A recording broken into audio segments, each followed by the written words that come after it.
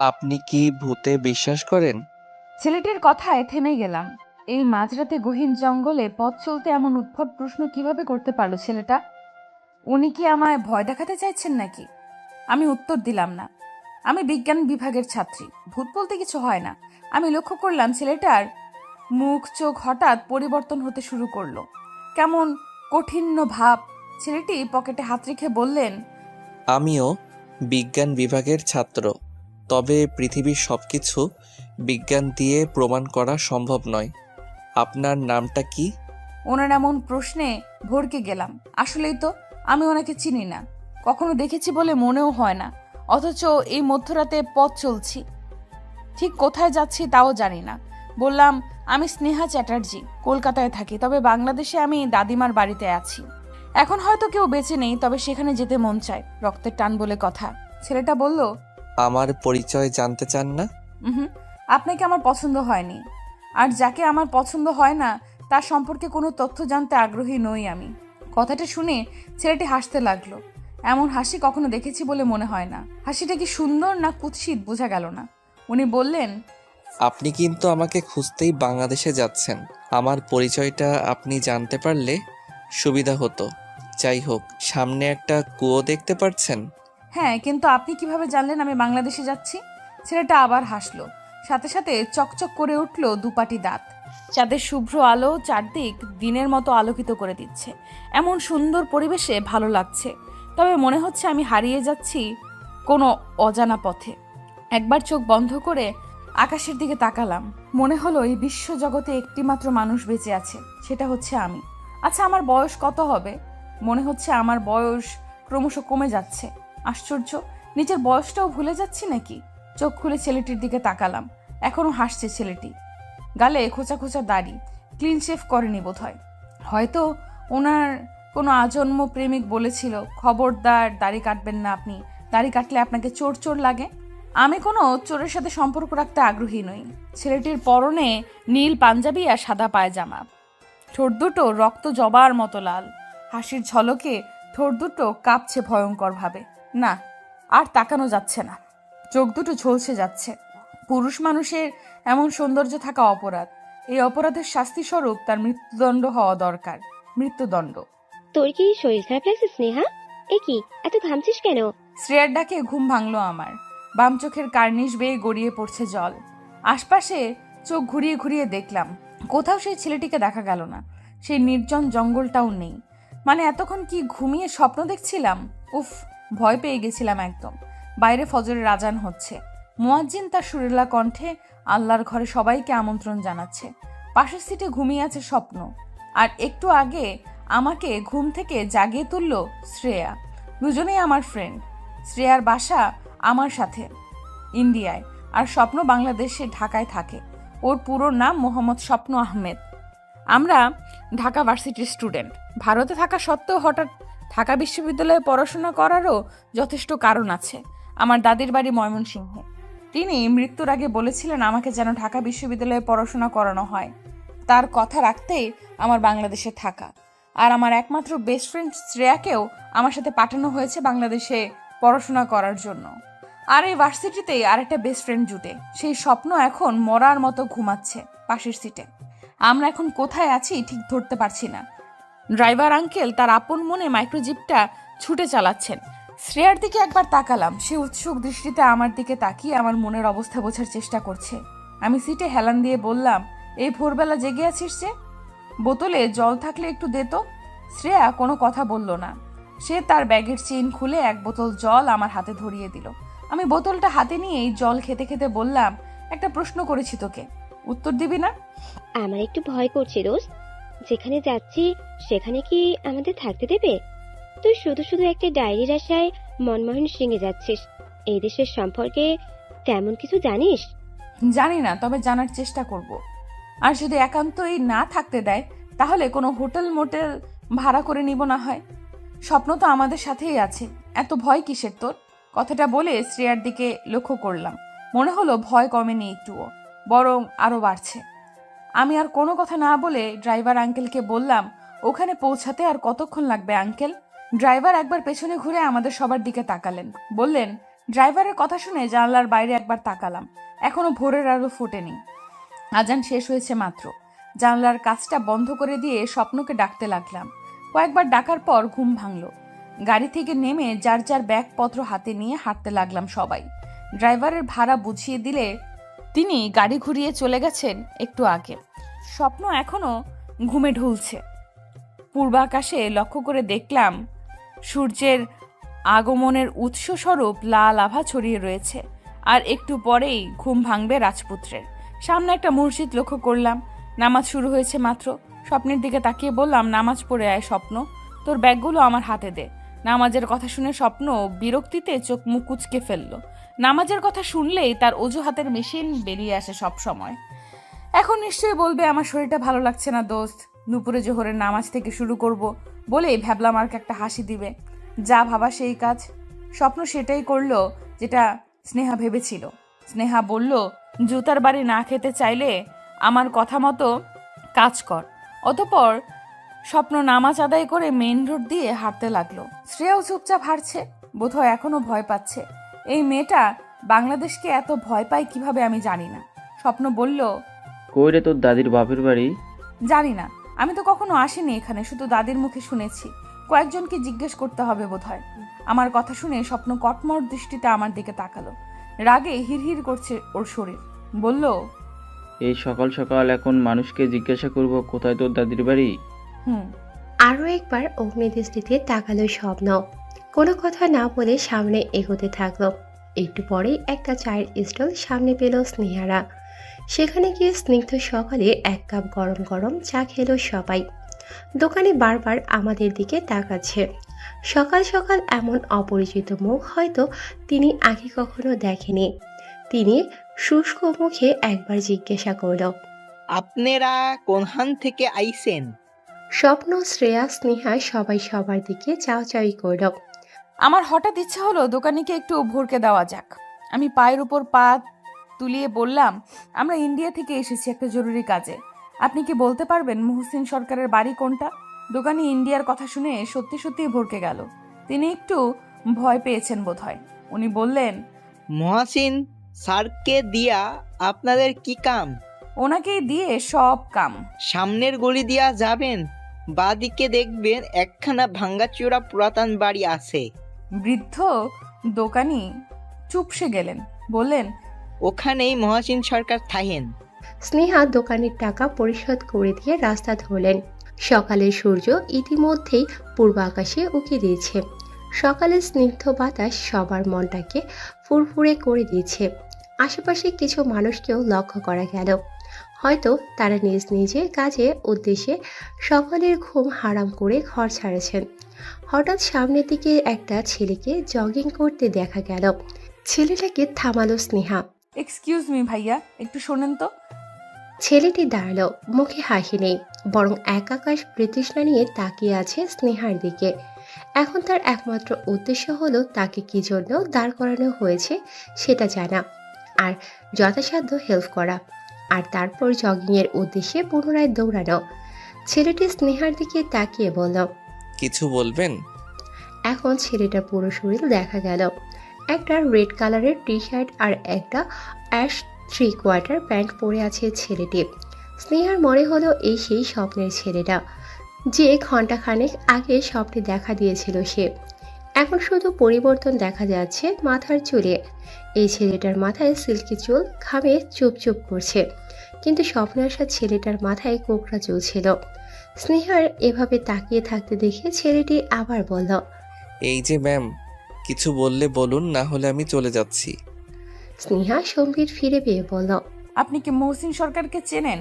ছেলেটি বাঁকা চোখে একবার আমার দিকে তাকালো, অতঃপর বলল, হ্যাঁ, কিন্তু আপনি কে? আমাদের একটু ওনার বাসায় পৌঁছে দিন, যেতে যেতে পরিচয় দিচ্ছি। ছেলেটিকে আমার স্বপ্নে দেখা সেই সুদর্শন পুরুষ মনে হলো। স্বপ্ন ক্ষণস্থায়ী, কিছুক্ষণের মধ্যেই তার অধিকাংশই মনে থাকে না। ছেলেটির নাম এখনো জানা হয়নি। এত গম্ভীর হয়ে থাকেন কিভাবে জানি না। তিনি যে বাড়িতে নিয়ে আসলেন সেটা একটা প্রাচীন ভাঙা বাড়ি বলা চলে। প্রাচীন একতলা বাড়ি, তবে সেই বাড়ির অবস্থা এখন নাজেহাল। ইটগুলোর সাথে লাগানো সিমেন্ট খুলে খুলে পড়ছে, হয়তো আস্তে আস্তে ধ্বংস হয়ে যাবে। এখানে লুকিয়ে থাকা সেই স্মৃতিগুলো। কিন্তু আমাকে যেভাবেই হোক আজ থেকে 60 বছর আগের সব ঘটনা জানতেই হবে। সেটা কি আদৌ সম্ভব? মেইন রোড থেকে উত্তর পাশে ছোট্ট একটা গলির রাস্তা দিয়ে ভেতরে ঢুকলে বাঁ পাশেই বাড়িটা অবস্থান। বাড়িটি পূর্ব পশ্চিমে প্রশস্ত। তার আশেপাশে বড় বড় দুটো বট গাছ ভৌতিক রূপে বাড়িটিকে পাহারা দিচ্ছে। একটা কৃষ্ণচূড়ার প্রকাণ্ড গাছ আঙিনার মাঝে দাপটে দাঁড়িয়ে আছে। পুরাতন বাড়িটার সামনে নতুন দোতলা বাড়ি, যার অর্থ মহসিন সরকার এই পুরাতন বাড়িটায় থাকেন না, সামনে নতুন বিল্ডিংয়ে থাকেন। আমি শ্রেয়া আর স্বপ্ন দাঁড়িয়ে দাঁড়িয়ে পুরো বাড়িটা দেখছি। ছেলেটি এখনো আমার পাশে দাঁড়িয়ে আমাদের ভাবভঙ্গি বোঝার চেষ্টা করছে। ওনার সিল্কি চুলগুলো ঘেমে কপালের সাথে লেপ্টে রয়েছে। হঠাৎ তিনি নিম্ন সুরে দাদু দাদু বলে কয়েকবার চিৎকার করলেন। অতঃপর আমাদের ইশারা করে ভেতরে যেতে বললেন, যার অর্থ ছেলেটি এই বাড়ির সন্তান। আস্তে আস্তে পুরোটা বোঝা গেল তিনি যে এই বাড়ির ছেলে সেটা আগে বললেই তো হতো। কেমন গম্ভীর চাহনি নিয়ে চলাফেরা করে। নিস্তলার ডান পাশের রুমটায় আমাদের নিয়ে যাওয়া হলো। রুমের ভেতরে প্রবেশ করে দেখলাম কতটা শৌখিনতার সাথে মানুষ এখানে থাকে। ছোট রুমটা বেশ গোছানো, আধুনিকতার ছোঁয়া দেখা যাচ্ছে যথেষ্ট। বিছানার মাঝে জীর্ণ শীর্ণ হয়ে শায়ে আছে এক বৃদ্ধ, বয়স 70 পার হয়ে 80-র কাছাকাছি বোধ হয়। ছেলেটা চুপচাপ শুধু একটা কথাই বলে রুম থেকে বেরিয়ে গেল। দাদু, তোমার সাথে কারা যেন দেখা করতে এসেছে। আমাদের বসতে দেওয়া হলো সোফায়। আমরা তিনজন সবাই সবার দিকে চাওয়াচাওয়ি করছি।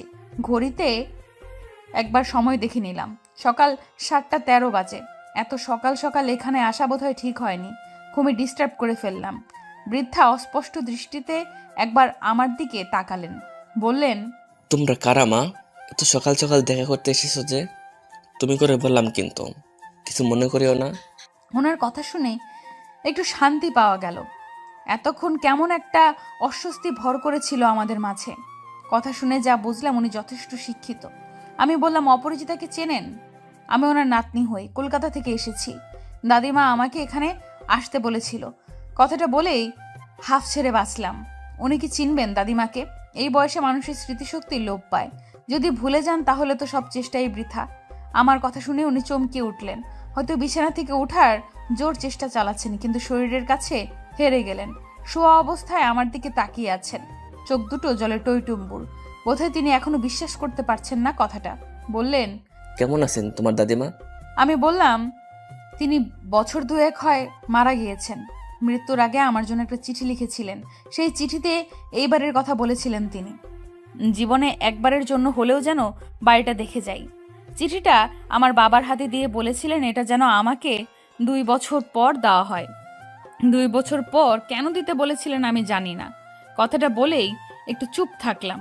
ওনার দিকে তাকিয়ে দেখি চোখ দিয়ে অবিরল ধারায় জল পড়ছে।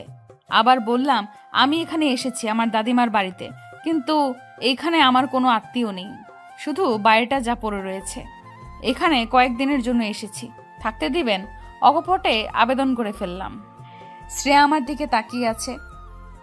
স্বপ্ন আপন মনে রুমটার চারপাশটায় চোখ বোলাচ্ছে আর আমার দিকে তাকিয়ে আমার কথাগুলো শুনছে। সাথে সাথে রুমে প্রবেশ করলো এক মধ্যবয়স্ক মহিলা, হয়তো সেই ছেলেটার মা হবে।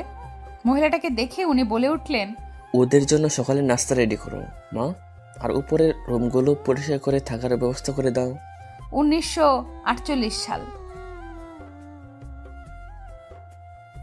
চিৎকার করতে করতে বাড়ির ভিতরে পা রাখলো ইয়াসিন। অত্যন্ত চঞ্চল প্রকৃতির মানুষ, সবেমাত্র ঢাকা বিশ্ববিদ্যালয়ে পড়াশোনা করার সুযোগ পেয়েছে। ঢাকা থেকে ফিরেই সে ব্যতিব্যস্ত হয়ে তার বড় ভাই ইউসুফকে ডাকছে। যদিও সে জানে তার বড় ভাই জবাব দেবে না, তবুও বাইরে কোথাও বেরোতে গিয়ে ফেরার সময় এভাবেই চিৎকার করে তার ভাইকে ডাকে। বাড়িতে প্রবেশ করেই দেখলো আঙিনায় মহসিন চুপচাপ অপরাজিতার সাথে লুডো খেলছে। মহসিনের বয়স 8 বছর, তবে এই বয়সে সে দুষ্টুমি করার লিডার হয়ে গেছে। এক মুহূর্ত স্থির থাকতে পারে না সে। ভয় পায় একমাত্র ইউসুফকে, আর এই দুনিয়ার ভয় পাওয়ার মতো মানুষ হয়তো তার নেই। ইয়াসিনকে দেখলেই লুডো খেলা রেখে দৌড়ে আসলো তার কাছে। তার সামনে গিয়ে দাঁত কেলিয়ে হেসে বলল। ইয়াসিন বিরক্ত মুখে মহসিনের দিকে তাকালো। বাইরে থেকে আসলেই কিছু একটা আনতেই হবে যেন। ইয়াসিন অপরাজিতার দিকে একবার তাকালো, অতঃপর বলল। অপরাজিতা সলজ্জিত দৃষ্টিতে তাকালো, অতঃপর লুডো খেলা রেখে সাদের উদ্দেশ্যে পা বাড়ালো ইউসুফকে খোঁজার জন্য। অপরাজিতার বয়স 18 পেরোলো সবে। কিশোরী মন রেখে যৌবনে পা দিয়েছে। অত্যন্ত ফর্সা ত্বক, এই সামান্য রোদেই লাল হয়ে গেছে। সে ওড়না দিয়ে শরীর থেকে ছাদে উঠল। বন্ধু বলতে একটাই, সে হচ্ছে ইউসুফ। পুরো নাম সাদ্দ আব্দুল্লাহ ইউসুফ। ছাদে উঠে দেখলো ইউসুফ কাঠের একটা চেয়ারে বসে বই পড়ছে এই কড়া রোদে। অপরাজিতা রোদ থেকে বাঁচার উদ্দেশ্যে মাথায় ওড়না ধরল। এই রোদে বসে কিভাবে বই পড়ছে মানুষটা কে জানে। অপরাজিতা কপট রেখে সামনের টেবিলে একটা বই নিয়ে ঠাস করে সেখানেই রেখে দিল। হঠাৎ শব্দে চমকে উঠল ইউসুফ। হাতের বইটা রেখে সামনে দৃষ্টি রাখল। অপরাজিতা দাঁড়িয়ে আছে মুখ গোমড়া করে। এটা তার সচরাচর স্বভাব। অপরাজিতার গোমড়া মুখ দেখে একটা মুচকি হাসি দিল ইউসুফ। সে জানে একটা হাসি অপরাজিতার রাগ ভাঙাতে যথেষ্ট। অপরাজিতা সত্যি সত্যি হাসি দেখে সম্মোহিত হয়ে গেল। এই মানুষটা কিভাবে এত হাসে? দাঁতগুলো তো চকচকে হীরার মতো হচ্ছে। আশ্চর্য, এভাবে হাসলে তো আমি আমার রাগ ধরে রাখতে পারি না। অপরাজিতা ইউসুফের পুরো শরীরের দিকে এক দৃষ্টি ছুঁল। ঝাঁকড়া চুলগুলো তপ্ত রোদে সোনালি রঙের রঙিন দেখাচ্ছে। চোখে মোটা ফ্রেমে সাদা চশমা। বোধহয় এই চশমাটার কারণেই তাকে এত সুন্দর লাগে। একটা সাদা শার্ট পরেছে আর কালো লুঙ্গি। অপরাজিতা যতটা সম্ভব রাগ আনার চেষ্টা করল। রেগে বলল, এই রোদে বসে বই পড়তে তোমার অসুবিধা হয় না? গন্ডারের চামড়া নাকি? ওই তো কৃষ্ণচূড়ার ছায়া এসে পড়েছে, ওই ছায়ায় বই পড়লে তো হয়। এমন ভাব ধরছে যেন ঈশ্বরচন্দ্র বিদ্যাসাগরের ছোট ভাই। ভাব দেখলে মরে যায়। ইউসুফ জবাব দিল না। তার পক্ষে জবাব দেওয়া সম্ভব নয়। এই পৃথিবীতে সে বাক প্রতিবন্ধী হয়ে জন্ম নিয়েছে, তবে কণ্ঠের সেই অভাব তার হাতে রেখে দিয়েছে মহান আল্লাহ। একটা মানুষকে সামনে রেখে মুহূর্তেই তার প্রতিকৃত এঁকে দিতে সক্ষম সে। তবে তার সব কথা একমাত্র অপরাজিতা বুঝতে পারে। অনেক সময় চোখ দেখেই বুঝে যায় তার মনের সব কথা। অপরাজিতা এখনো কঠিন চোখে ইউসুফের দিকে তাকিয়ে আছে, যদিও ইতিমধ্যে ইউসুফের মিষ্টি হাসিতে খুন হয়ে গিয়েছে সে শুভ্র ওড়না মাথা থেকে নামিয়ে গলায় ঝুলিয়ে রাখল। অতঃপর টেবিল থেকে ঈশ্বরচন্দ্র বিদ্যাসাগরের একটা মোটা বই হাতে নিল। ইউসুফ মুগ্ধ দৃষ্টিতে অপরাজিতার দিকে তাকালো। আজ ক্ষণিকের জন্য বাকশক্তি ফিরে পেলে ইউসুফ শুধু একটা কথাই বলতো, তুমি অনেক সুন্দর অপরাজিতা। ঠিক অপরাজিতা ফুলের থেকেও মিষ্টি। তোমার ওই দুটো আঁখের দিকে তাকালে আমি হারিয়ে যাই দূর অজানায়। টানা টানা চোখ দুটো আমায় সম্মোহিত করে। তুমি কি সেটা কখনো জানতে পারবে? হঠাৎ চোখ থেকে মোটা ফ্রেমের চশমাটাও উধাও হলে ভাবনায় ছ্যাদ ঘটে ইউসুফের। ইউসুফ চোখ তুলে তাকালো অপরাজিতার দিকে। সাথে সাথে খিলখিলিয়ে হাসতে লাগলো অপরাজিতা। অপরাজিতা নিজের চোখে চশমাটা লাগিয়ে বিজ্ঞের স্বরে বলল, এই যে মিস্টার ঈশ্বরচন্দ্র বিদ্যাসাগরের কনিষ্ঠ ভ্রাতা, সারাদিন বই পুস্তক নিয়ে থাকিলে হইবে? আপনার ছোট ভাই ঢাকা থাইকা আগমন করিয়াছেন, দেখা করিবেন না? ইয়াসিনের আসার সংবাদ পেয়ে হাসি বিস্তৃত হলো ইউসুফের। সে হাত দিয়ে ইশারায় বোঝালো, তাই নাকি? এই ভাষা পরিবারের সবাই বোঝে। তবে ইউসুফের সাথে সবসময় একটা নোটবুক থাকে। যদি কখনো কেউ কিছু না বোঝে তখন সেটা লিখে বোঝাতে হয়। কিন্তু ইউসুফের মনে দুঃখ নেই। তার একটা আলাদা পৃথিবী আছে, যে পৃথিবীর একমাত্র মালকিন অপরাজিতা, যাকে ছাড়া সেই পৃথিবীর সূর্য উদয় হবে না, সূর্যাস্ত হবে না। সেখানে অপরাজিতা ছাড়া ইউসুফের জীবন মূল্যহীন। অপরাজিতা নিজের ওড়নাটা খুলে ইউসুফের মাথায় দিয়ে দিল।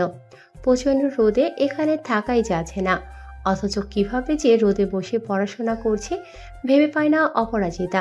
সে হেসে হেসে বলল, আজ আমাকে সাইকেলে করে একটু ঘুরতে নিয়ে যাবে?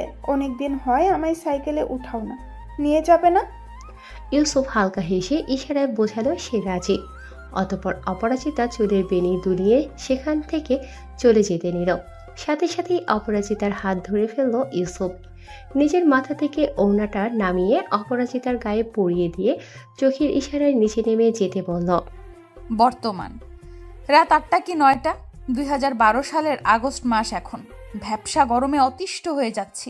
একটু আগেই বিদ্যুৎ চলে যাওয়ায় গরমটা তীব্র থেকে তীব্রতর হচ্ছে। এখানে বেশিক্ষণ ইলেকট্রিসিটি থাকে না। 2টা রুমের একটাতে স্বপ্ন আর একটাতে আমার আর শ্রেয়ার থাকার ব্যবস্থা করা হয়েছে। এখানে থাকতে অসুবিধা হবে না, কিন্তু রাত হয়ে যাবার পর কেমন ভুতুড়ে লাগছে এই বাড়িটা। জানলা খুললেই সামনে পড়বে সেই প্রাচীন বাড়ি। আজ সারাদিনে শুধু শুয়ে বসে কাটিয়েছি। সারা জার্নি করার ফলে শরীরটা খারাপ হয়ে গিয়েছিল, কিন্তু এখন ভালো লাগছে। ভালো লাগাটাও গরমে পালিয়ে যাবার জোগাড়। একবার ছাদে গেলে কেমন হয়, কিন্তু এখন কি ছাদে যাওয়া উচিত হবে? অচেনা অজানা জায়গায় এমন সাহস দেখানো ভুল, কিন্তু আমার ভয় করে না। ভয় পেলে বাংলাদেশের আনাচে কানাচে একা একা এভাবে ঘুরে বেড়ানো হতো না। ছাদে উঠলাম একা একা, একটু ভয় ভয়ও করছে, তাই সাথে একটা টর্চ লাইটও নিয়েছি। ছাদে উঠে অন্ধকারে কাউকে দাঁড়িয়ে থাকতে দেখলাম। হঠাৎ দেখতে পেয়ে ভয়ে গলা শুকিয়ে গিয়েছিল। যখন টর্চ ফেললাম তখন বুঝলাম সেই সুদর্শন পুরুষটি যে এখানে নিয়ে এসেছিল। ভালোই হলো দেখা হয়ে। আপাতত এখন কিছু তথ্য পাওয়া যাবে। ছেলেটির সামনে গিয়ে দাঁড়ালাম। তিনি একবার আমার দিকে তাকালেন, আবার পুনরায় আকাশের দিকে তাকিয়ে থাকলেন। আকাশে আজ চাঁদ ওঠেনি, অথচ তিনি মুগ্ধ দৃষ্টিতে আকাশের দিকে তাকিয়ে আছেন। কালো মেঘে ছেয়ে আছে পুরো আকাশ। বৃষ্টি নামবে বলেই হয়তো ভ্যাপসা গরম পড়ছে। বললাম, কেমন আছেন আপনি? তিনি আমার দিকে তাকালেন না, গম্ভীর দৃষ্টিতে এখনো আকাশের দিকে তাকিয়ে আছেন। চারপাশে প্রগাঢ় অন্ধকার। দূরে কোথাও নিশাচর ডাকছে ব্যতিব্যস্ত হয়ে। তিনি আকাশের দিকে তাকিয়েই বললেন, আলহামদুলিল্লাহ ভালো। আপনি এখন ছাদে উঠে আসলেন যে, অচেনা জায়গায় ভয় করবে না? না, আমার তেমন ভয় করে না। আপনার বাড়িতে থাকতে এলাম, খারাপ লাগছে না? ছেলেটা আমার দিকে তাকিয়ে হাসলেন। হাসিটাও স্বপ্নের সেই পুরুষের মতোই। আমি মুগ্ধ চোখে তাকিয়ে রইলাম। অন্ধকারে তার মুখটা পুরোপুরি স্পষ্ট না। তিনি হেসে হেসে বললেন, দাদুর মুখে শুনলাম এটা আপনার দাদির বাড়ি, সেই হিসাবে এখানে থাকার অধিকার আপনি রাখেন। বাই দ্য ওয়ে, আমার নাম স্নেহা চ্যাটার্জি। আমি মুগ্ধ। মানে? হঠাৎ এমন কথায় ভরকে গেলাম। কিসের মুগ্ধতার কথা বলছেন তিনি? উনি হাসি থামিয়ে বললেন, আমার নাম মুগ্ধ, বুঝলেন? ও বুঝলাম। আমি আবার ভাবলাম কি দেখে এই অন্ধকারে আপনি মুগ্ধ হলেন। আপনার নামটা কিন্তু অনেক মিষ্টি। তিনি আর উত্তর দিলেন না। আমি আবারও বললাম, এখানে যেহেতু কয়েকদিন থাকবো, তাই এখানে কে কে থাকেন বা আপনার পরিবারে কারা কারা থাকেন এই সম্পর্কে একটু জানালে ভালো হতো। তেমন কেউ থাকে না। আমার দাদিমা মারা গিয়েছে কয়েক বছর হয়, আর দাদুকে তো দেখলেনি। তারপর আমার বাবারা 2 ভাই, তাদের মধ্যে আমরা এখানেই থাকি, আর এক ভাই ঢাকাতে থাকেন। ওনার গ্রাম তেমন ভালো লাগে না, তবে আমাদের সাথে সম্পর্ক অনেক ভালো। মাঝে মাঝে দেখা করে যান। ওনার একটা মেয়ে আছে যে ঢাকা ভার্সিটিতে পড়ে। এবার আমার বাবার সম্পর্কে আসা যাক। আমার একটা বোন আছে, নাম হলো মোহনা। সে এখানেই থাকে। তার বিয়ে হয়ে গেছে, একটা বাচ্চাও আছে, তবে ডিভোর্সের প্ল্যান চলছে। আর আমি ঢাকা ভার্সিটিতে শিক্ষক হিসেবে যুক্ত হয়েছি কয়েকদিন হলো। এখনও জয়েন করিনি, তবে যাব কয়েকদিন পর। আর আমাদের বাসায় 2 জন কাজের লোক আছে। ওনার সম্পর্কে আস্তে আস্তে জেনে নেবেন। আশা করি সব তথ্য জানা হয়ে গেছে। ওয়াও, আমরাও ঢাকা ভার্সিটিতে পড়ি। তাহলে আপনি সেই আবরার মুগ্ধ যাকে দেখার জন্য আমরা অপেক্ষা করছি? বলেই জিভ কাটলাম। হায় হায়, কি বলতে কি বলে ফেললাম। তবে কি উনি আমার উপস্থিতিতে বিরক্ত হলেন? না হলে এইভাবে হরহর করে সব বলে দিলেন যে? কথাটা এড়িয়ে যেতে বললাম, আপনি কি আমার উপর বিরক্ত? এভাবে হরহর করে সব বলে দিলেন যে? কাউকে তো এমন করে বলে না। যাই হোক, আপনাকে আমি স্যার বলে ডাকি তাহলে, যেহেতু সামনেই আমাদের ক্লাস নেবেন। না, স্যার কাকে বলে জানেন? যে আপনাকে কিছু না কিছু একদিন হলেও শিখিয়েছে, সেই আপনার শিক্ষক। আমি তো আপনাকে কিছুই শিখাইনি। যেদিন শিখাবো সেদিন থেকে না হয় বলেন। আমি ব্রুকুচকে তাকালাম ওনার দিকে। হ্যাঁ, মনে হয় দার্শনিক। আমি ওনার আর একটু কাছাকাছি গিয়ে দাঁড়িয়ে বললাম, তাহলে কি বলে ডাকবো? আমাকে বোধহয় আর আপনার প্রয়োজন পড়বে না। যেটুকু প্রয়োজন ছিল তা বলে দিয়েছি। আর কিছু জানার আছে? আমি ভ্যাবলার মতো তাকিয়ে রইলাম। এটা কেমন মানুষ? শুধু অস্ফুট স্বরে বললাম, ইতিমধ্যে বিদ্যুৎ এসে গেছে। চারপাশ সোডিয়াম আলোয় হালকা আলোকিত। ছাদেও একটা লাইট জ্বালানো আছে। আমি মানুষটার দিকে তাকালাম। সুদর্শন পুরুষ, স্বপ্নের সেই পুরুষের মতোই ধবধবে ফর্সা শরীর। এখনো বন্ধ চোখে আকাশের দিকে তাকিয়ে আছেন। তিনি কি খুঁজছেন বুঝতে পারলাম না। মনে হয় এই নিস্তব্ধ অন্ধকার গগনে কোনো সুন্দরী রমণী বসে আছেন, যাকে একমাত্র চোখ বন্ধ করলেই অনুভব করা সম্ভব। আমি ওকে চোখ বন্ধ করে তার খোঁজ করব। আশেপাশে হালকা আলোকিত হওয়ায় ছাদের চারপাশটা একটু হাঁটাহাঁটি করলাম। হঠাৎ লক্ষ্য করলাম নিচে কে যেন বিড়ি ফুঁকছে। সেটার তীব্র গন্ধ ঘ্রাণেন্দ্রিয়তে আঘাত করলো। আমি হালকা কেশে বললাম, কে ওখানে সিগারেট খাচ্ছে? কথাটা শোনা মাত্রই মানুষটা উপরের দিকে একবার তাকালো, অতঃপর দিক বেদিক চিন্তা না করে কোথায় যেন ছুটে পালালো। আমি ভেবেই পেলাম না কেন মানুষটা পালিয়ে গেল। ছাদের ওপাশে একবার তাকালাম, ছাদ একদম ফাঁকা। কোথায় গেল তাহলে মানুষটা? বাড়িটা কেমন জানি ভুতুড়ে। হঠাৎ পুরনো সেই বটগাছ থেকে সশব্দে দুটো বাদুড় উড়ে গেল। সেই শব্দে আমি চমকে উঠলাম। মস্তিষ্ক স্থির হচ্ছে। আশ্চর্যভাবে আমার সেই স্বপ্নের মতোই নিজেকে এখন প্রচন্ড একা লাগছে। কিছুই ভাবতে পারছি না। অসহ্য এক ভালো লাগার যন্ত্রণা। ইউসুফের কাঁধে হাত রেখে সাইকেলে উঠল অপরাজিতা। আজ গ্রামের আঁকাবাঁকা রাস্তায় সাইকেলে করে ঘুরে বেড়াবে সে। মনের মাঝে অদ্ভুত খুশির জোয়ার ভাসছে। অনেক কথা বলতে ইচ্ছে করছে, কিন্তু সব কথা কি বলা যায়? কিছু কিছু কথা অবাধ্যতায় মিশে থাকে, যেসব মনে সুপ্ত করে ঢেকে রাখতে হয়। গ্রামে একমাত্র তাদের বাড়িটি দোতলা, তাছাড়া সব বাড়িগুলো টিনের দোচালা অথবা চৌচালা। অনেক অনেক জায়গায় মাটির ঘরও লক্ষ্য করা যায়। অপরাজিতার বাবার এখানকার বড় ব্যবসায়ী হওয়ায় সবার সুনাম কুড়িয়েছে। তাছাড়া সম্প্রতি ইংরেজরা এখান থেকে চলে যাওয়ায় এলাকার কর্তৃত্ব এখন অপরাজিতার বাবার হাতে। কলকাতায়ও অনেক জায়গা কিনে রেখেছে। আর ইউসুফের এখানে থাকাটা অনেকটাই ভাগ্য বলা চলে।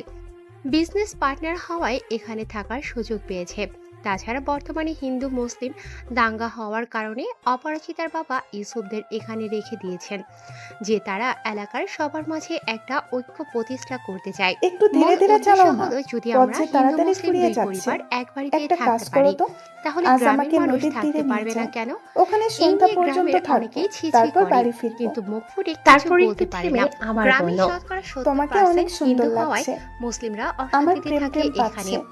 এই ইউসুফ বিবাদের হো হো মূল করে বীজ হেসে উঠল। ইংরেজরা বপন তবে করে গেছে। সন্ধ্যা পর্যন্ত তার থাকতে ফল দ্বিমত এখন পোষণ সবাই করল। ভোগ করছে। গ্রামে মেয়েদের অপরাজিতা সন্ধ্যার ঠোঁটে পর হালকা বাইরে লিপস্টিক দিয়েছে। বেরোনোর নিয়ম নেই। চুলগুলো আগের মতোই অপরাজিতা বেনি তবুও করা, নাছোড় বাঁধা। কপালে ছোট্ট শেষমেশ কালো নদীর টিপ। তীরে মুখে উপস্থিত কোনো হলো তারা। কীর্তির প্রসাধনী নেই, শরতের তবুও এই লাবণ্য যেন মেঘমুক্ত উপচে আকাশে পড়ছে তার দুহাত শরীরে। বাড়িয়ে দিল একটা নীল অপরাজিতা। রঙের শাড়ি পরে আকাশের এখন নীল সাদা ইউসুফের রঙের মতোই সাইকেলের পেছনে। অপরাজিতা এবং হালকা বাতাসে ইউসুফের তার শাড়ির পাঞ্জাবির আঁচল কালার। মৃদু কাঁপছে।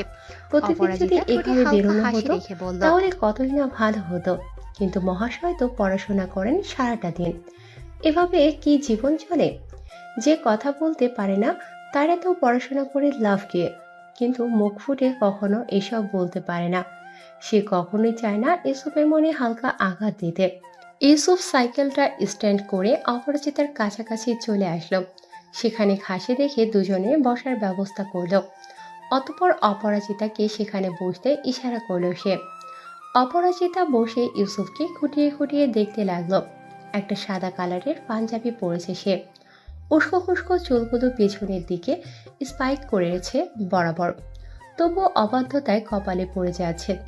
ইউসুফের নাকে বিন্দু বিন্দু ঘাম জমে আছে, যা তার সৌন্দর্যকে আরো বাড়িয়ে তুলেছে।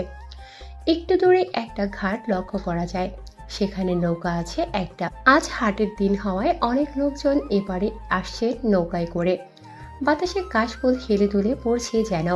অপরাজিতার এখানে থাকতে অনেক ভালো লাগছে। সে ঘাসের উপর শুয়ে পড়ল নির্দ্বিধায়। সে চোখ বন্ধ করে বলল, তোমার এখানে কেমন লাগছে? ইউসুফ হাতের ইশারায় বোঝালো অনেক ভালো লাগছে, সাথে তোমাকেও। অপরাজিতা খিলখিল করে হাসল। মেয়েটা সবসময় হাসে, যেন তার এই জীবনে কোনো দুঃখ নেই। হঠাৎ কি দেখে ইউসুফ বসা থেকে উঠে দাঁড়ালো। অপরাজিতাকে সেখানে রেখে চলে গেল ঘাটের দিকে। একটু পর এক ঠোঙা বাদাম নিয়ে হাজির হলো। হঠাৎ এভাবে না বলে যাওয়ায় অপরাজিতা রাগ হলো, কিন্তু বাদাম দেখার পর তার সব রাগ যেন কর্পূরের মতো উঠে গেল। অপরাজিতা আবার শুয়ে পড়ল ঘাসের মধ্যে। ইউসুফ একটা করে বাদাম সিলে অপরাজিতার মুখের মধ্যে দিচ্ছে। অপরাজিতা একবার আকাশের দিকে তাকিয়ে খাচ্ছে, তো একবার লজ্জায় চোখ বন্ধ করে ফেলছে। আবার নির্লজ্জের মতো বাঁকা চোখে ইউসুফের দিকে তাকিয়ে লজ্জামাখা হাসি দিচ্ছে। আশ্চর্য, আমার লজ্জা লাগছে কেন? কিচ্ছু হলো না। এখানে থাকতে তোমাদের অসুবিধা হচ্ছে না তো? আমি মিষ্টি একটা হাসি উপহার দিয়ে বললাম, না না দাদু, একটুও হচ্ছে না। আজ বাড়িটার আশেপাশে একটু ঘুরে ঘুরে দেখতাম, কিন্তু আপনি তো আর আমাকে দেখতে পারবেন না, কষ্ট হবে এই বয়সে। সাহস করে বলেই ফেললাম কথাটা। মূল উদ্দেশ্য হলো মুগ্ধের সাথে সময় কাটানো। মানুষটা কেমন জানো, একটু অগোছালো। দাদি আমাকে ছোটবেলায় তার প্রিয় মানুষের গল্প শুনিয়েছে। সেখানে তার প্রিয় মানুষটা ছিল ইউসুফ, যে কিনা কথা বলতে পারতো না, কিন্তু অপরাজিতার সামনে সব সময় মুখে হাসি হাসি ভাব নিয়ে থাকতো, আর বাকিটা সময় ছিল গম্ভীর। মুগ্ধ তো সেই রক্তের মানুষ, তাহলে তিনিও কি ইউসুফের মতোই হলেন? দাদি যেভাবে ইউসুফের সৌন্দর্যের বর্ণনা দিয়েছিলেন, ঠিক তেমনই সুন্দর মুগ্ধ, হয়তো ইউসুফের থেকেও বেশি সুন্দর। হঠাৎ দাদুর কথায় ভাবনার জগৎ থেকে বেরিয়ে আসলাম। তিনি বললেন, ভালো তো, মুগ্ধ একটু বাজারে গিয়েছে, যখন আসবে তখন না হয় ওর সাথে যেও। নাস্তা করে নিজের রুমে একবার আসলাম। শ্রেয়া বসে মনোযোগ সহকারে বই পড়ছে। এখানে এসে কেমন জানি চুপচাপ হয়ে গিয়েছে আরো। না, খুব তাড়াতাড়ি এখান থেকে চলে যেতে হবে। ইচ্ছে ছিল কিছুদিন থেকে পুরনো সব কিছু জেনে তবেই যাব, কিন্তু থাকা আর হবে না। আমার কারণে কারো অসুবিধা হবে তা মানায় না। আমি ওর শিওরের পাশে বসে বললাম, মুগ্ধ স্যারকে দেখেছিস, যার কথা ভার্সিটিতে সবাই বলা বলি করছিল? শ্রেয়া বইয়ের ভেতর মুখ নিবদ্ধ রেখেই বলল, না, দেখিনি। তুই হঠাৎ করে এই প্রসঙ্গ তুললি কেন? শ্রেয়ার এমন কথায় থতমত খেয়ে গেলাম। আসলেই তো হঠাৎ করে ওনার কথা বললাম, কি দুঃখে। খুব কি না কি ভাবলো, তবে ওনার সম্পর্কে ভাবতে ভালো লাগছে। আমি হালকা হেসে বললাম, যিনি আমাদের এই বাড়িতে নিয়ে আসলো ওনার নাম মুগ্ধ, আবরার মুগ্ধ, আমাদের ভার্সিটির নিউ টিচার। আমার কথা শুনে শ্রেয়া হতবাক হয়ে গেল, বিস্ময় কণ্ঠে বলল, কি বলিস দোস্ত? এই ছেলে তো দেখি পুরোই আগুন, মাই ক্রাশ। আহ, আমি অগ্নিদৃষ্টিতে তাকিয়ে বললাম, চোখ দুটোকে সংযত রাখ, নজর লাগাবি না। কিছুক্ষণ শ্রেয়ার সাথে কথা বলে একবার নিচে নেমে দেখলাম মুগ্ধ এসেছে। আমাকে দেখেই থেমে গেল, ব্যতিব্যস্ত স্বরে বলল, দাদু আপনাকে আশেপাশে ঘুরে দেখাতে বলেছে। আপনি যদি ফ্রি থাকেন তাহলে এক্ষুনি আসুন, নাকি আবার সাজুগুজু করবেন? আমি ওনার কথায় চমকে উঠলাম। মনে হয় 5 মিনিটের জন্য একটু সাজতে গেলে দুনিয়া ধ্বংস হয়ে যাবে। নিউটনও বোধ হয় সময়ের এত মূল্য দেয়নি। তবুও স্বাভাবিক স্বরে বললাম, না না, চলুন যাওয়া যাক, আগে পুরনো বাড়িটা একটু ঘুরে ঘুরে দেখি, চলুন। উনি যেন কথাটা শুনেও শুনল না, কথাটা এড়িয়ে গিয়ে বললেন, চলুন বাড়ির পিছনে যাই, ওখানে একটা সুন্দর পুকুর আছে, নিরিবিলি জায়গা, যাবেন? আমি বুঝে গেলাম উনি কথাটা এড়িয়ে যাচ্ছেন। আমি স্বাভাবিক স্বরে বললাম, না, ওদিকে না হয় পরেই যাব, আগে বাড়িটা একটু ঘুরে দেখি। আমার কথায় উনি মুখে স্পষ্ট বিরক্তির আভা লক্ষ্য করলাম। কেন এমন করলেন বোধগম্য হলো না আমার। উনি আমাকে নিয়ে প্রাচীন বাড়িতে প্রবেশ করলেন। উফ, গা ছমছম অবস্থা। এই সকালবেলায়ও কেমন অন্ধকারে আচ্ছাদিত। সদর দরজা দিয়ে ভেতরে ঢুকে বিশাল বড় একটা কুয়ো দেখে কলিজা ধক করে উঠল। আমি ওনার দিকে ভয়ার্ত চোখে ওনার দিকে তাকিয়ে হাতটা ধরে ফেললাম। বিস্মিত স্বরে বললাম, এটা এত বড় কেন? হায় হায়, আমি ভয় পেয়ে গেছিলাম একেবারে। ভয় পেয়ে হঠাৎ হাত ধরায় লজ্জিত হলাম আমি। উনি স্বাভাবিক কণ্ঠে বললেন, এখান থেকে আপনার দাদিরা পানি তুলে ব্যবহার করতেন, চলুন উপরে ওঠা যাক। আমি এখনো ভয় পেয়ে জড়সড় হয়ে আছি, অথচ উনি স্বাভাবিকভাবেই চলছেন। হঠাৎ মনে হলো, এইটাই কি স্বপ্নের সেই সুদর্শন পুরুষের দেখানো কুয়ো? এখান থেকে তো স্বপ্নের পরিসমাপ্তি ঘটেছিল, কিন্তু স্বপ্ন কি সত্যি হয়? মুগ্ধকে নিয়ে ছাদের উপরে উঠেই লক্ষ্য করলাম, কে যেন বিড়ি ফুঁকছে দেয়ালের কার্নিশে। বদ্ধ রুম, চারপাশে পুরাতন দেয়াল, মেঝেতে নানা প্রকার ময়লার স্তূপ, বিড়ির শেষাংশ পড়ে রয়েছে কোথাও কোথাও, অতি স্বল্প মূল্যের বিড়ি। এমন একটা জায়গায় কেউ সিগারেট খেতে আসবে বলে আমার মনে হয় না। আমি দরজার সামনে থেকে ওনাকে দেখেই মুগ্ধর দিকে দৃষ্টিপাত করলাম।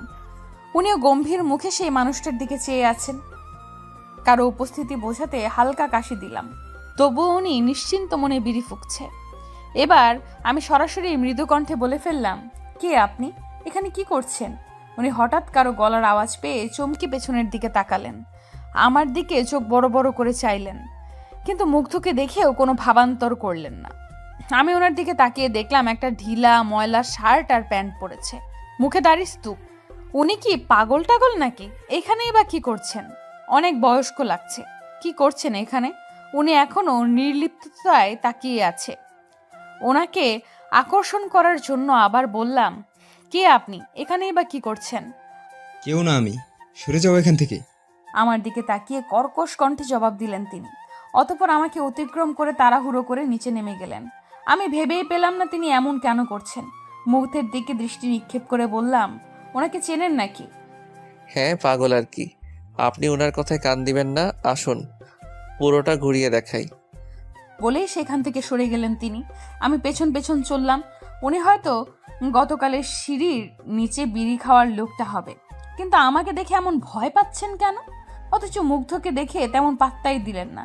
আমি মুগ্ধের সাথে সাথে প্রতিটা রুম দেখলাম। উনি বুঝিয়ে দিচ্ছেন কোনটা কার রুম ছিল, কোথায় কোথায় কারা কারা ছিলেন, কোথায় খাওয়ার রুম ছিল। আমি মুগ্ধ দৃষ্টিতে মুগ্ধের দিকে তাকিয়ে আছি।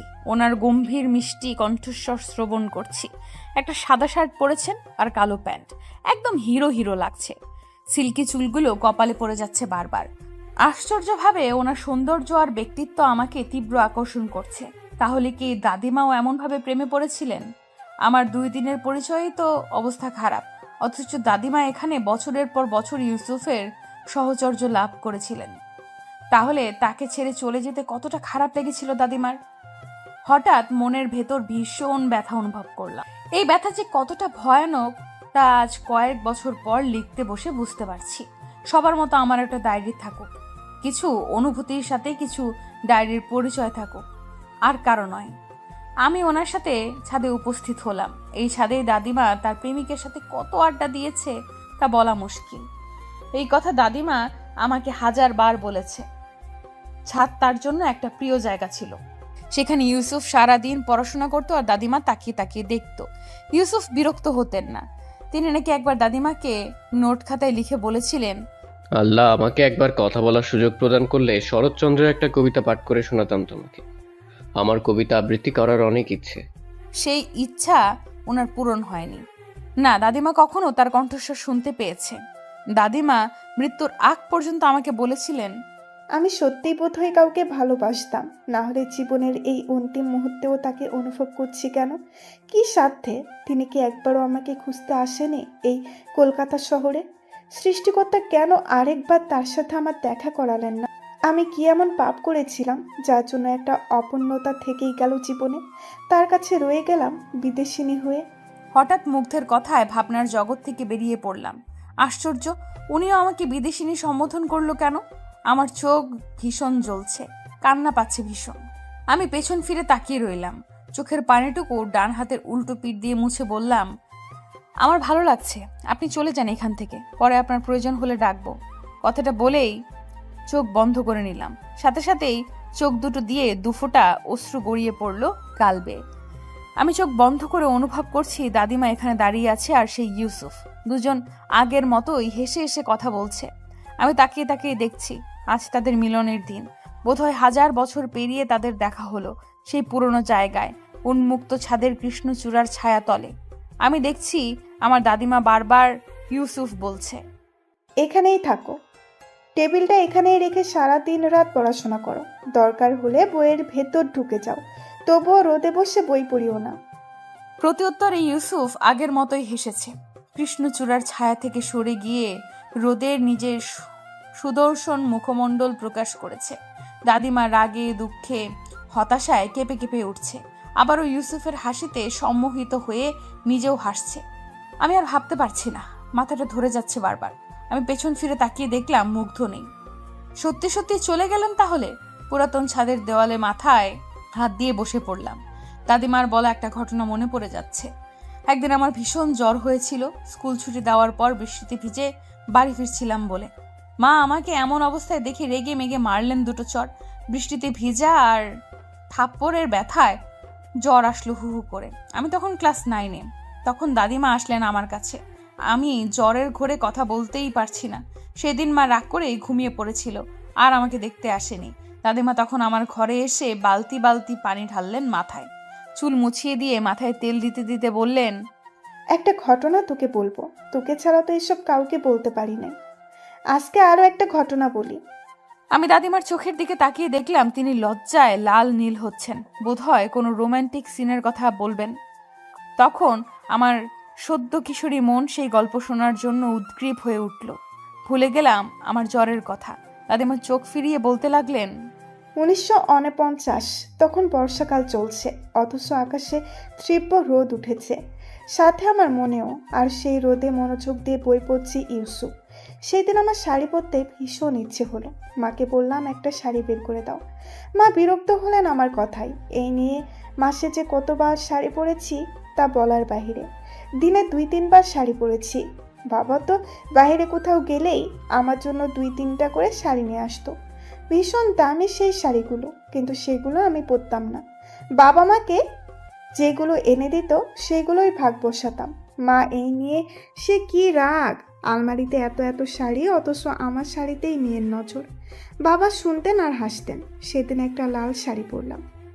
এটা নাকি মায়ের বিয়ের শাড়ি। আমি মনোযোগ দিয়ে শাড়ি পরলাম।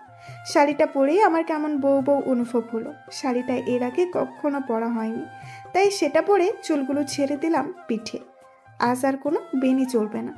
চুল ছেড়ে দেওয়ায় সারা পিঠ ঢেকে গেল চুল দিয়ে। তখন যে কত বড় চুল ছিল তা বলার বাহিরে। গ্রামে আমার থেকে বড় চুল কারো ছিল না। কপালে কালো টিপ পরলাম, চোখে হালকা কাজল দিলাম। সকালে মনের সুখে পায়ে আলতা দিয়েছিলাম। কেন দিয়েছিলাম নিজেও জানি না। পায়ে নুপুর পরলাম, সেটা উপহার দিয়েছিল ইউসুফ সে বছর বৈশাখী মেলায়। সেই শাড়ি পরে সাজসজ্জা করে ছাদের দিকে পা বাড়ালাম যার উদ্দেশ্যে, এত কিছু তাকে দেখানোর জন্য। ইতিমধ্যে আকাশ কালো মেঘে ছেয়ে গেছে। এটা নতুন কোনো ব্যাপার না, বর্ষাকালে এটা স্বাভাবিক। কিন্তু দেখলাম মহাশয় এখনো বই পড়ছে মগ্ন হয়ে। এদিকে আকাশের রূপ পরিবর্তন তার নজরেই আসেনি। আমি ছাদে উঠেছি সেটাও অনুভব করতে পারল না সে। আমার রাগ হলো, ভীষণ রাগ, অথচ সে নিলিপ্ত। খানিকক্ষণ সেখানে ঠায় দাঁড়িয়ে রইলাম। হঠাৎ ঝমঝম করে বৃষ্টি পড়তে শুরু করলো। তবেই মহাশয় বুঝলো এখন তার বই পড়ার সমাপ্তি ঘটাতে হবে। বইয়ের ছোট্ট টেবিলটা তাড়াহুড়া করে ছাদের ছোট্ট ঘরটাতে রাখলো। বৃষ্টিতে আমি ভিজে গেছি, তবুও নড়ছি না। দেখি সে কতক্ষণ এভাবে আমায় না দেখে থাকতে পারে। যখন তার টেবিল চেয়ার ঘরে রাখার কাজ সমাপ্ত হলো, তখন আমার দিকে তার নজর আসলো। আমার রক্তিম চোখ তার নজরে আসলো, আর সে বরাবরের মতোই হেসে উঠল। আমি তবুও ভাবান্তর করলাম না। আজ যাই হয়ে যাক না কেন, তার মিষ্টি হাসিতে কাবু হব না। এখানেই দাঁড়িয়ে বৃষ্টিতে ভিজবো। ইউসুফ ঝটপট রুম থেকে বেরিয়ে আমার হাত ধরল। আমাকে সেই রুমে যাওয়ার জন্য হাত ইশারা করলো। আমি টান দিয়ে হাত ছাড়িয়ে নিলাম। সে থাকুক, তার পড়া নেই। তীব্র কণ্ঠে বললাম, যাও রুমের মধ্যে গিয়ে পড়তে বসো। এখানে এসেছো কেন? আমি আজ সারাদিন ভিজবো।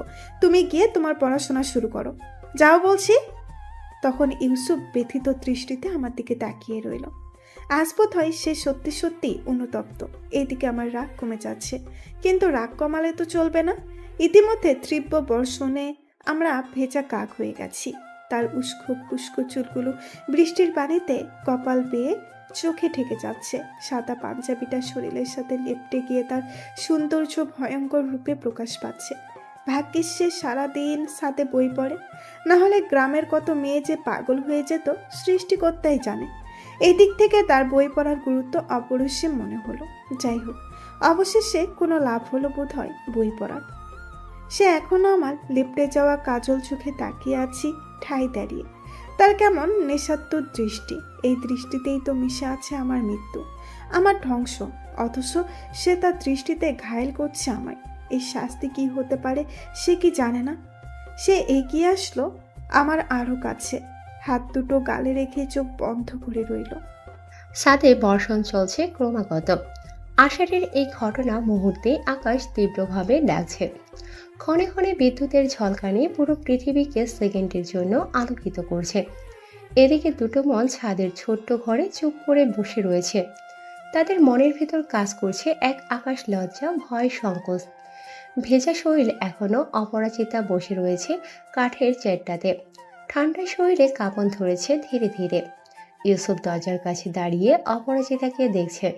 সদ্য বৃষ্টিতে ভেজা অপরাজিতাকে অপসরী মনে হচ্ছে তার। ছাদ ঘরের টিনের চালে ঝুমঝুম করে বৃষ্টি পড়ছে। সেই ঝুমঝুম শব্দ আর আকাশের গর্জনে ছাদটা কেমন ভয়ঙ্কর গোমট ভাব ধারণ করেছে। আমার ধ্যান ভাঙল কাকের কর্কশ কণ্ঠে। আশেপাশে তাকিয়ে দেখলাম সূর্যের কাঠ ফাটা রোদ উঠেছে, অথচ সেই কৃষ্ণচূড়ার ছায়াতলে থাকায় রোদ লাগেনি। ওড়নাটা ভালোভাবে পেঁচিয়ে নিচে যাওয়ার উদ্দেশ্যে পা বাড়ালাম। সব ঘরগুলো আরেকবার দেখে নিলাম। আর হয়তো আসা হবে না এখানে, চলে যেতে হবে। ক্যামেরাটা বের করে সব কটা রুমের ছবি তুলে নিলাম। বাসায় গিয়ে বাবা মাকে দেখাবো। নিচে এসে সেই লোকটাকে দেখলাম কুয়োর পাশে চুপটি করে বসে কার সাথে যেন কথা বলছে। ময়লা সাদা চাদর নিয়ে পুরো শরীর আবৃত করা ওনার। একটু সাহস জুগিয়ে সামনে গেলাম। উনি কিছু পাথর কুয়োর ভেতরে নিক্ষেপ করছে আর অস্পষ্ট স্বরে কি যেন বলছে। আমি আরো কাছে কুয়োটার দিকে লক্ষ্য করলাম। দেখার সাথে সাথে ভয়ে আমার অন্তরাত্মা কেঁপে উঠল। কি ঘন অন্ধকার! সেখানে লোকটার নুড়ি পাথরের শব্দর প্রতিধ্বনি হচ্ছে বারবার। হঠাৎ লোকটা খিলখিল করে হেসে উঠল, যেটা শোনার সাথে সাথেই আমি চমকে পেছনে সরে গেলাম।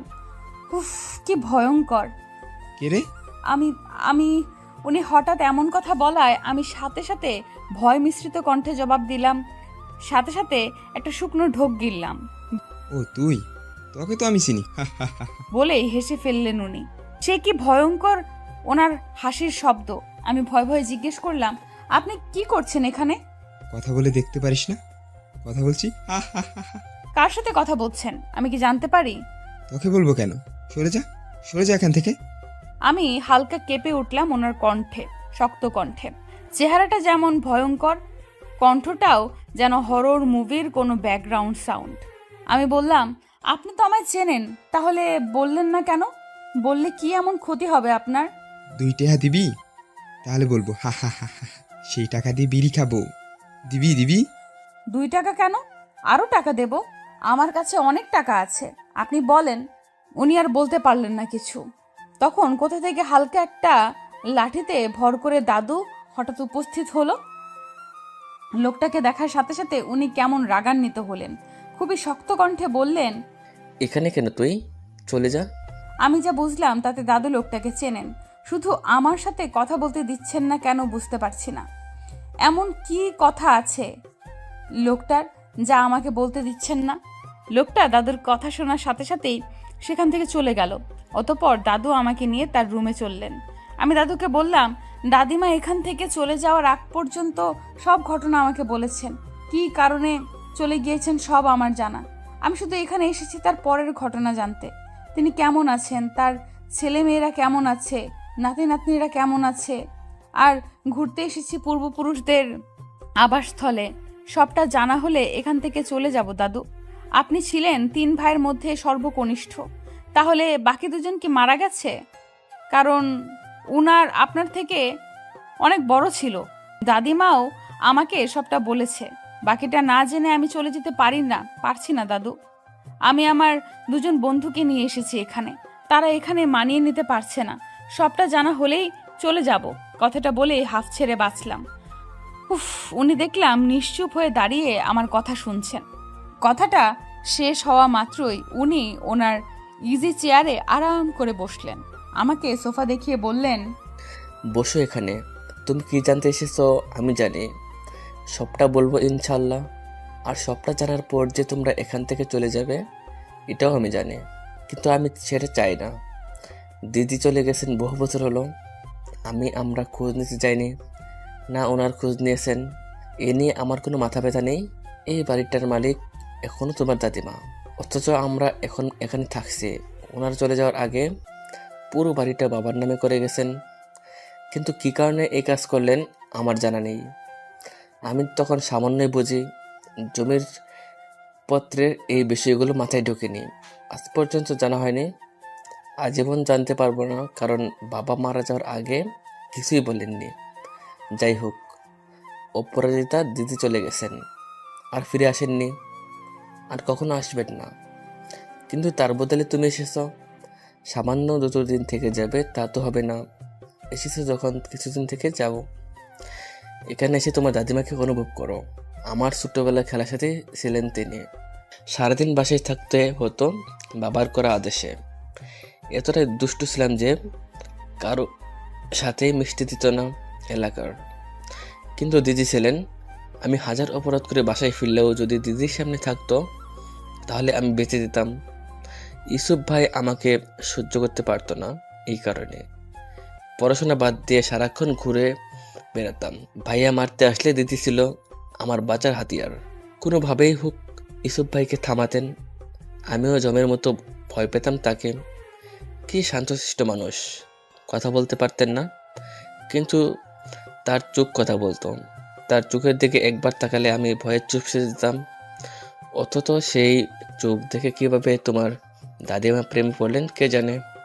বলেই হাসতে থাকলেন তিনি। আমি স্পষ্ট ওনার চোখে জল লক্ষ্য করলাম। কিছু স্মৃতি মানুষকে ভেঙে চুরে একাকার করে দিতে পারে। তার আরেকটা জ্বলন্ত প্রমাণ পেলাম। আজ ওনার কেউ নেই, কিন্তু একসময় ওনার আলাদা একটা পরিবার ছিল। সেই পরিবারে ছোট রাজপুত্র ছিলেন তিনি। অথচ আজ পরিবারের সবচেয়ে বয়স্ক লোকটাই তিনি। সময় সব বদলে দিবে, এটা সময়ের খেলা। সেদিন ছিল আরেক বর্ষার রাত। ঘন কালো আকাশ, মেঘে আচ্ছন্ন।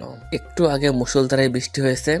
হালকা বাতাস ছুটছে ক্ষণে ক্ষণে, বিদ্যুৎ চমকাচ্ছে। সেই আলোয় পথ চালিয়ে দ্রুত বাসায় ফিরছে অপরাজিতা। এক বান্ধবী বাসায় চলে গিয়ে আটকে পড়েছিল বৃষ্টির কারণে। সাথে কেউ ছিল না যে কিনা বাসায় পৌঁছে দিবে। রাতটুকু সেখানে থাকতে বললেও সে মানা করে দিয়েছে, সামান্য পথ একাই যেতে পারবে বলে। কিন্তু এখন তো ভয় করছে। এমনিতেই ভীষণ অন্ধকার পথ। যতক্ষণে বিদ্যুৎ চমকায় ততক্ষণে বোঝা যায় পথ কোন দিকে। এর আগে কখনো এমন বিপদে পড়েনি। অবশ্য দিনের বেলা ছাড়া কখনো বের হয়নি। হলেও সাথে ইউসুফ ছিল। এখন তো ইউসুফ ও জানে না আমি কোথায় চলে যাচ্ছি। কি সাংঘাতিক! এই ঠান্ডার মাঝেও তরতর করে ঘেমে যাচ্ছে সে। অপরাজিতা শুকনো ঢোক গিলল। ওড়না দিয়ে কপালে ফোটা ফোটা ঘামগুলো মুছে সামনের দেখাতেই দেখলো হারিকেন নিয়ে কে যেন হেঁটে আসছে এদিকে। প্রথমে ভয়ে বুকটা কেঁপে উঠলো, একটু পর বুঝলো এটা ইউসুফ। ইউসুফকে দেখেই যেন সে প্রাণ ফিরে পেল। সে হারিকেনের হলদে আলোতে ইউসুফ অপরাজিতার সামনে এসেই দাঁড়ালো। অপরাজিতা সেই আলোয় ইউসুফের মুখশ্রী দেখেই বুঝতে পারলো ভীষণ রেগে আছে মহাশয়। আজ কথা বলতে পারলে বোধহয় অনেক অনেক কথা শুনিয়ে দিত অপরাজিতাকে। ইউসুফ রাগে চোখে অপরাজিতার দিকে চাইল, চোখ দিয়ে যেন আগুন ঝরছে। অপরাজিতা কোনোভাবেই বলল, আমায় তাড়াতাড়ি বাড়িতে নিয়ে চলো, ভয় করছে এখানে। বলে হাঁটা ধরল সে। ইউসুফ চারপাশে একবার দেখে নিল কেউ আছে কিনা। এত রাতে কেউ একসাথে দেখলে একদম ঝামেলা বেঁধে যাবে। এমনিতেই গ্রামের অবস্থা বেশি ভালো না। বৃষ্টি শেষ হয়ে ঝিঝি পোকা ডাকছে। চারপাশ থেকে মাটির এক ধরনের সুদা গন্ধ বের হচ্ছে। এই গন্ধটা যে কত মনোরম তা গ্রামের মানুষ ছাড়া কেউ উপলব্ধি করতে পারবে না। একটু সামনে এগোতেই হঠাৎ বৃষ্টির কবলে পড়ল তারা। এমন সময় বৃষ্টি আসায় বিপাকে পড়ে গেল ইউসুফ। আর মাত্র 2-1 মিনিটের পথ, অথচ সেই পর্যন্ত ভিজতেই হলো দুজনকে। শেষ রাস্তাটুকু দৌড়ে এলো কোনোভাবে। বাড়ির প্রধান ফটকে এসে দেখলো সেটা বন্ধ। আশ্চর্য, একটু আগে বাইরে থেকে বন্ধ রেখে গিয়েছিল ইউসুফ, অথচ এখন উল্টো বিষয় দেখা যাচ্ছে। কি ঝামেলা! ইউসুফ হারিকেনটা উপরে তার হাতে ধরিয়ে দিয়ে সেটাই মহসিনকে ডাকতে পড়লো। কিন্তু প্রচণ্ড গতিতে বৃষ্টি হওয়ায় অপরাজিতার কণ্ঠস্বর বাড়ির ভেতরেও কেউ শুনতে পেল না। ফটকের উপরেও ছাদ আছে, কোনোভাবে বৃষ্টির হাত থেকে বাঁচা সম্ভব। কিন্তু এই রাস্তা দিয়ে তো মানুষ চলাচল করে, একবার দেখে ফেললেই বিচারা বসাবে, এটা নিয়ে নিশ্চিন্ত ইউসুফ। এখানকার হিন্দুরা মুসলিমকে সহ্য করতে পারে না, আর মুসলিমরা হিন্দুকে কোনোভাবে একটা সুযোগ পেলেই ঝামেলা বাঁধাবে নিশ্চিত। বাড়ির পেছনে ফটক দিয়ে প্রবেশ করা সম্ভব, কিন্তু সেটাও তো বিকেলবেলা তালা মেরে দিয়েছে ইউসুফ। দুশ্চিন্তা কাইল হচ্ছে দুজনে। ইউসুফ ক্রমাগত ফটকে ধাক্কাচ্ছে। সে যত দূরে ধাক্কাচ্ছে বৃষ্টির শব্দের গতি বোধহয় তার থেকে দ্বিগুণ হয়ে যাচ্ছে। কিন্তু সর্বশেষ যা হবার তাই হলো। পাশ দিয়ে এক স্কুল শিক্ষক দেখে ফেলায় ঝামেলার মুখে পড়তে হলো দুজনকে। সেই হিন্দু শিক্ষক, তার সাথে দুজন ছাত্র দেখা যাচ্ছে। অপরাজিতা নমস্কার জানিয়ে সব বিষয় খুলে বলার পরেও মুক্তি দিল না। দাঁড়িয়ে থেকে বৃষ্টি থামার অপেক্ষায় রইল। মনে হলো আজ ওনার নিজ বাড়িতে গিয়ে কাজ নেই, এ বিচার করতে পারলেই তার শান্তি। পাশের দুই ছাত্র ছাতা মাথায় দারুণ মজা নিচ্ছে। হিন্দু শিক্ষকের অভিযোগ, এত রাতে একটা হিন্দু মেয়ের সাথে মুসলিম ছেলের বের হবে কেন? ইউসুফ নির্বাক ভঙ্গিতে সবার কথা শুনছে। অনেক কথাই বলতে চাইছে কিন্তু বলতে পারছে না। রাগের মাথা ফেটে যাচ্ছে, অথচ বয়স বড় হলে কিছু করতেও পারছে না। অপরাজিত ভয়ে কাঠ হয়ে যাচ্ছে। যদিও ইউসুফের সাথে মেলামেশায় বাড়ি থেকে যথেষ্ট পারমিট আছে, কিন্তু বাইরের এমন স্বনামধন্য মানুষের বিচারে বসলে তো ভুলভাল সিদ্ধান্ত নিয়ে বসবে বাবা। অপরাজিতা শুকনো ঢুক গিলে বলল, স্যার বোঝার চেষ্টা করুন, এসব কি বলছেন? তোমার বাপ একটু বেশি বাড়াবাড়ি করছে। আমার গ্রামের মানুষজন বুঝিয়ে দেওয়ার চেষ্টা করছে কিন্তু পারেনি। তোমাকে নিয়ে তো তোমার বাপ গল্প করতে পারছে না, হেনা তেনা। এই তার পরিচয়, ঝড়ের রাতে মুসলিম পোলার সাথে নষ্টামি। ছি ছি ছি, আজকে এর বিচার করতে হবে। বৃষ্টি খান থামুক বলে পাশের এক ছাত্রের দিকে তাকিয়ে বলল, কি বলিস তুই, ঠিক বলছিস না? হ্যাঁ স্যার, ভালো হবে। বলেই ভেবলা মার্কা হাসি দিয়ে দিল সিলেটিয়ে। এতক্ষণ কাদা মাটিতে হেঁটে আসতে যে কষ্ট হয়েছে তার থেকেও বোধহয় শতগুণ আনন্দ পাচ্ছে স্যারের কথায়। বৃষ্টি থামার জন্য সবাই উদ্গ্রীব। এদিকে ইউসুফ ঠাই দাঁড়িয়ে কথাগুলো গিলছে, যতটা সম্ভব ধৈর্য ধারণ করার চেষ্টা চালাচ্ছে। বিকেল 4টা। সারাদিনে একবারও মুগ্ধের দেখা পেলাম না। মানুষটা থাকে কোথায় সব সময়? সারা বাড়ি তন্ন তন্ন করে খুঁজেও মুগ্ধকে পাইনি। তখন হঠাৎ মনে হলো বাড়ির পেছনের পুকুর ঘাটের কথা, যেখানকার কথা মুগ্ধ বলেছিল গতকাল। আমি শ্রেয়াকে সাথে নিয়ে বাড়ির পেছনটায় হাঁটতে বের হলাম। স্বপ্ন সবসময় রুমের ভেতরে নিজেকে বন্দি রাখে, বের হতে চায় না। পুকুর ঘাটে এসে সত্যি সত্যি মুগ্ধকে পাওয়া গেল। কার সাথে যেন কথা বলছে, ছোট্ট একটা টঙে বসে। আমরা আরেকটু কাছাকাছি আসলে উনি কারো উপস্থিতি পেয়ে ফোন কেটে দিলেন। কেটে দেওয়ার আগে বললেন, একটু পর কথা বলছি, বাই। ফোনটা পকেটে ঢুকিয়ে আমাদের দিকে তাকালো। সৌজন্যতার খাতিরে হেসে বলল, আজ দুই বিদেশিনী একসাথে, তাও আমার এখানে, কোনো মতলব আছে নাকি? আমার মনে হলো উনি আজ ভালো মুডে আছে, তাই এত খাতির, না হলে তো কথাই বলে না তেমন। শ্রেয়ার দিকে তাকিয়ে দেখলাম ভীষণ এক্সাইটেড দেখা যাচ্ছে। মনে হয় ভার্সিটির সুদর্শন টিচারকে পেয়ে ভাবনার অতল সমুদ্রে গা ভাসাচ্ছে। শ্রেয়া ভীষণ খুশি খুশি হয়ে বলল, কেমন আছেন স্যার? ভালোই আছেন মনে হয়। ভালো থাকাই ভালো স্যার। আমি একটা ফেসবুক অ্যাকাউন্ট খুলেছি স্যার, আমাদের ভার্সিটির সবাই খুলেছে। একটা ছবি তুলবো আপনার সাথে স্যার, নিচে ক্যাপশন দেব, with our new college teacher mister Abrar Mugdho. ভালো হবে না স্যার? মুগ্ধ ভ্যাবলার মতো শ্রেয়ার দিকে তাকালো। হায় রে, একটু কথা বলার চান্স পেয়ে একসাথে সব উগরে দিচ্ছে। মনে হয় আর কথা বলতেই দিব না। মুগ্ধ ভাবনা ছেড়ে টঙে দুজনের বসার জায়গা করে দিল। অতঃপর হালকা হেসে বলল, অবশ্যই ভালো হবে। তার আগে তুমি এখানে বসো। তবে এতবার স্যার বলা লাগে? একবার বললেই তো হয়। জি স্যার, আর হবে না স্যার। বলে মন খারাপ করে টঙে বসে পড়ল সে। আমি শ্রেয়ার দিকে তাকিয়ে ভাবতে চেষ্টা করলাম, এই মেয়েটা কি বাংলাদেশের মানুষকে ভয় পায়, অথচ স্যারকে দেখেই কেমন সব ভুলে গেল। আমার কাছে ভীষণ রাগ লাগলো। এত ন্যাকামি করার কি আছে? চারপাশটা ঘুরিয়ে ঘুরিয়ে দেখতে লাগলাম। ভীষণ সুন্দর জায়গা, ছোট ছোট কয়েকটা লিচু গাছ আছে, বোধহয় মাঝে মাঝে যত্ন নেয় গাছগুলোর। পুকুরটার দিকে তাকিয়ে দেখলাম পুকুরটা আরো সৌন্দর্যে ভরপুর। পুকুরের মাঝখানে একটা সোডিয়াম লাইট বাঁশের সাহায্যে আটকে রাখা, রাত হলেই জ্বলে উঠবে আর পুকুরটা আলোকিত হয়ে যাবে। দেখে মনে হয় মাছ চাষ করে। আমি মুগ্ধর দিকে তাকিয়ে দেখলাম উনি ফোন চাপছেন মনোযোগ দিয়ে, আর শ্রেয়া বাঁকা চোখে নজর রাখছেন মুগ্ধর দিকে।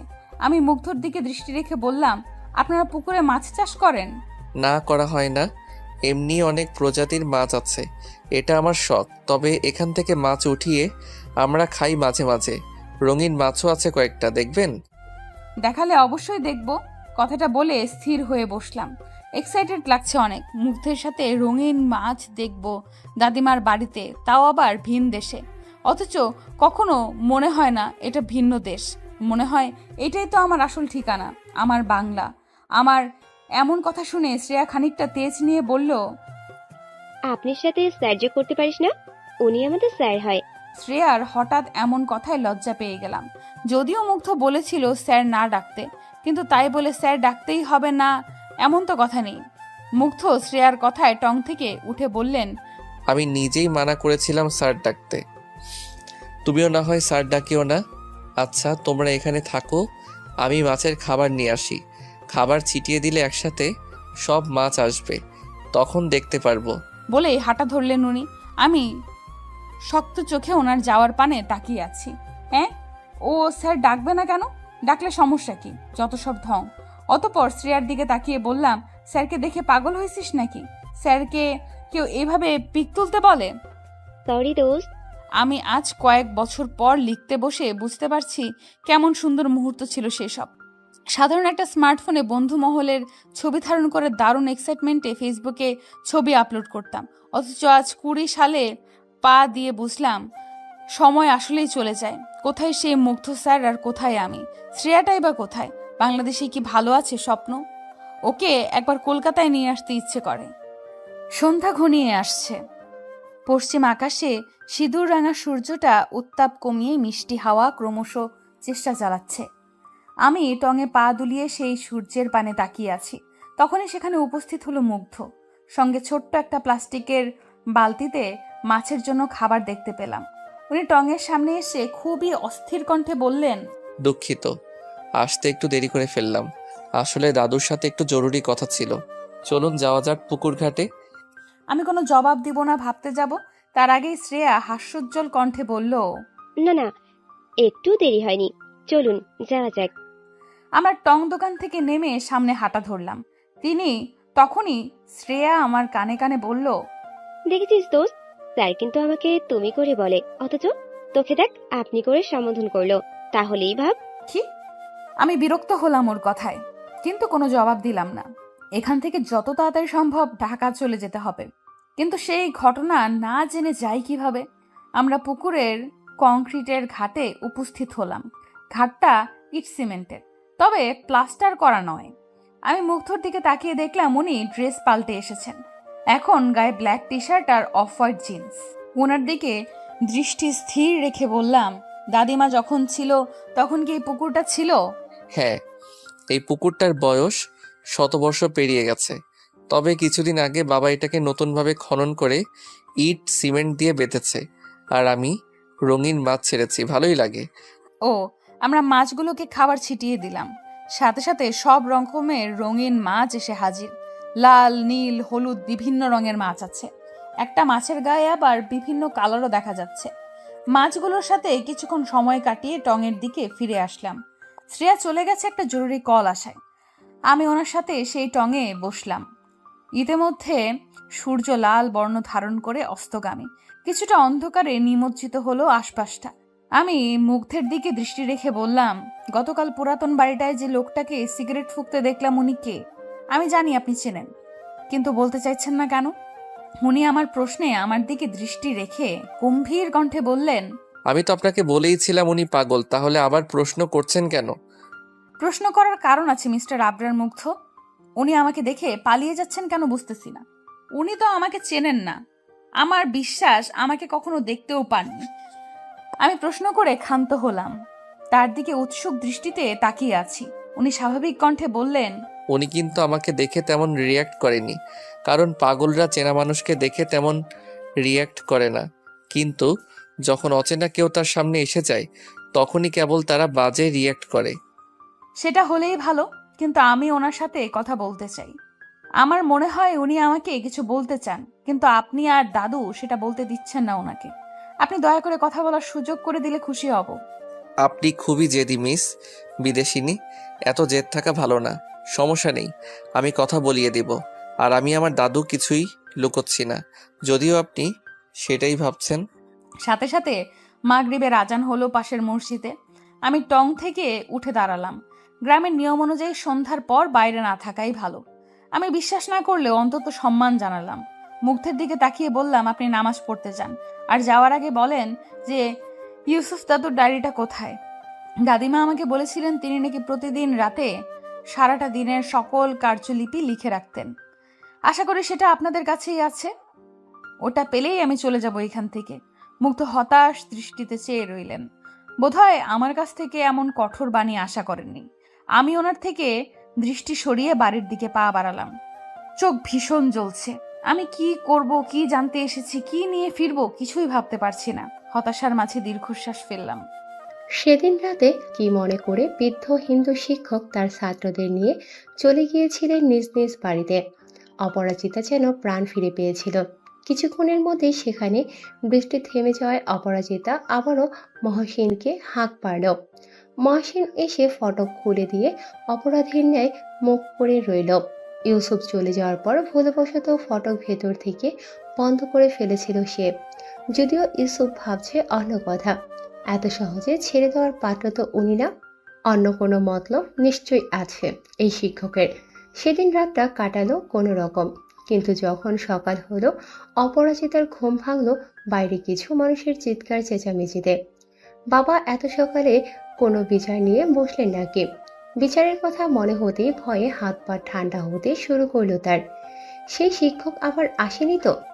আসলে তো নিশ্চয়ই গ্রামবাসীকে নিয়ে এসেছে। এবার তাহলে কি হবে? অপরাজিতা হন্যে হয়ে বিছানা থেকে দ্রুত গতিতে নেমে বারান্দায় চলে এলো। দোতলা থেকে নিচে তাকিয়ে দেখলো মানুষের ভিড়। অপরাজিতার বাবা মানুষগুলোকে নিয়ন্ত্রণ করার চেষ্টা চালাচ্ছে। ওনার দুই সহযোগী চিৎকার করে মানুষগুলোকে থামতে বলছে। সেগুলো নিজ চোখে দেখার পর হাত পা কাঁপতে থাকলো অপরাজিতার। গায়ে কোনো রকম ওড়না জড়িয়ে ইউসুফের রুমের দিকে দৌড় লাগালো, কিন্তু আর যাওয়া হলো না। মাঝপথে তার মা থামিয়ে দিল। মায়ের শক্ত কণ্ঠস্বর শুনে স্থির হয়ে গেল অপরাজিতা। মাথা ঘুরিয়ে পেছনের দিকে দৃষ্টি রাখল সে। অপরাজিতার মা অগ্নি দৃষ্টিতে তাকিয়ে আছে। তোকে নষ্টামি করার জন্য ইউসুফের সাথে মিশতে দিয়েছিলাম, রাখলি তো তোর বাবা মায়ের মান সম্মান? অপরাজিতা কাঁপা কাঁপা কণ্ঠে জবাব দিল। এমন কিছুই হয়নি মা। কথা মাঝপথে থামিয়ে দিল অপরাজিতার মা। তীব্র কণ্ঠে বলল, আমি কোনো কথা শুনতে চাই না, তুই রুমের ভিতরে চলে যা দ্রুত। অতঃপর সেকেন্ড খানিক বিরতি নিয়ে আবার বলল, পিপিলিকার পাখা গজায় মরার জন্য, সেটা নিশ্চয়ই তুই জানিস। তোকে উড়তে দিয়ে ভুল করেছে তোর বাপ। আমি আগে বলেছি মেয়েকে সামলাও, কিন্তু তা আর হলো কই? তার একমাত্র মেয়ে বলে কথা। আর উনার বন্ধুর ছেলে নাকি অনেক চরিত্রবান, এটাই চরিত্রের নমুনা।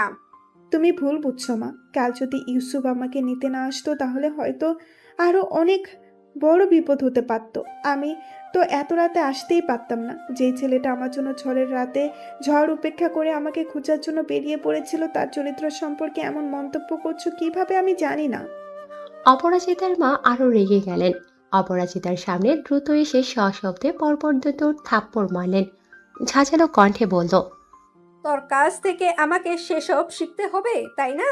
দ্রুত চলে যা চোখের সামনে থেকে। অপরাজিতা ছলছল চোখে গালে হাত দিয়ে তার মায়ের দিকে তাকালো।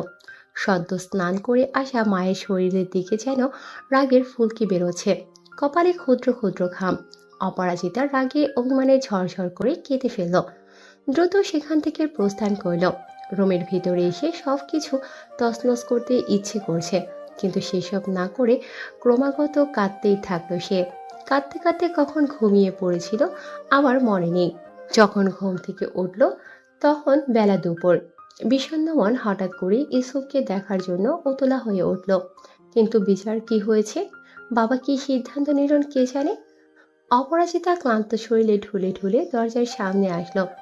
দরজার সামনে এসেই দেখতে পেল দরজার ভেতরে একটা কাগজ পড়ে রয়েছে, সাদা কাগজ। সেখানে কিছু লেখা রয়েছে। অপরাজিতা হাতের লেখা দেখে বুঝতে পারল এটা ইউসুফের। কাঁপা কাঁপা কণ্ঠে বলল, প্রিয় অপরাজিতা, আমাকে চলে যেতে হচ্ছে ঢাকা। তোমার বাবা অনেক ভালো মানুষ, তাই কঠোর কোনো শাস্তির ব্যবস্থা করেননি। অথচ আমরা কিন্তু কোনো ভুল করিনি, তবুও দেখো এর ফল ভোগ করছি। মাঝে মাঝে পাপ না করেও কিন্তু পাপের ফল ভোগ করতে হয়, জানো? জেনে না থাকলে আমাদের পরিস্থিতিটা বুঝে নাও। পরিবারের সবাই চলে যাচ্ছে না, শুধু আমি আর ইয়াসিন একসাথে যাচ্ছি। সেখানে গিয়ে কি করব বুঝতে পারছি না। পড়াশোনা বলতে আমার বই পড়তে শুধু ভালো লাগে, অন্যথায় আর কিছু ভালো লাগে না। আমার দিনের বেশিরভাগ সময় কেটে যায় তোমার সাথে হাসি ঠাট্টা, গল্পে আর বই পড়ায়। কিন্তু এখন সব ছেড়ে চলে যেতে হচ্ছে। খুব বেশি দিনের জন্য না, মাত্র 1 বছর। তারপর ফিরে আসবো তোমার কাছে। আগের মতো আড্ডা হবে, 2 কাপ চায়ে ছাদের মধ্যে তোমার বকবক শোনা হবে। এই বকবকানিটা আমি কত মিস করব সেটা হয়তো তুমি বুঝতে পারছো না। আমি তোমার জন্য আমার কিছু প্রিয় বই রেখে যাচ্ছি, ওগুলো মহসিনকে বললেই দিয়ে দেবে। আর পিচ্চুটাকে দেখে রাখিও, এত দুষ্টুমি করে ছেলেটা, তোমার সঙ্গে ওর মন ফুরফুরে রাখে, কখনো আমার জন্য মন খারাপ করিও না। আমি ফিরছি অতি শীঘ্রই। ইউসুফ চলে যাবার পর সব কিছু এলোমেলো লেগেছিল।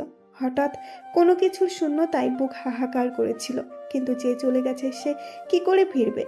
চিঠি পাঠাতে পারছি না, পাঠানো যায় কিন্তু ইচ্ছে করছে না, অথচ চাইছি এক্ষুনি কোনো অলৌকিক শক্তির মাধ্যমে ফিরে আসুক সে। আবার যেন তার উপস্থিতি লক্ষ্য করতে পারি, কাছে না গিয়ে দূর থেকে তাকিয়ে হলেও যেন চোখে তৃষ্ণা মেটাতে পারি। ভাবছি একটা চিঠি লিখবো, কিন্তু কি লিখবো? লিখতে বসলে কাগজের পর কাগজ চলে যাবে, তবুও কথা ফুরাবে না। সেখানে থাকবে রাগ, অভিমান, অগোছালো কিছু কথা। সে কি দূর থেকে আমার মনের কষ্ট উপলব্ধি করতে পারবে? হয়তো না। কি রে, কি করছিস? খেতে চলায়, তোর বাবা ডাকছে। হঠাৎ দরজার কপাট খুলে দাঁড়িয়ে থাকা মায়ের কণ্ঠে সম্বিত ফিরে পেল অপরাজিতা। হাতে কাগজ কলম নিয়ে কাঠের টেবিলে বসেছিল সে, একটা চিঠি লিখবে বলে। সে মাথা ঘুরিয়ে স্বল্প স্বরে বলল, যাচ্ছি, যাও। কি বললি? কি করিস ওখানে? কিছু না মা, যাচ্ছি। মা চলে গেল। এদিকে 1 ঘন্টা কাগজ কলম নিয়ে বসে থেকেও একটা শব্দ লিখতে পারেনি অপরাজিতা। কিছুই লেখার নেই, অথচ বুক ভরা কষ্ট। হয়তো কাছে থাকলে নির্দ্বিধায় সব উগড়ে দিত সে। এবার লিখতে শুরু করলো। প্রিয় ইউসুফ, কেমন আছো?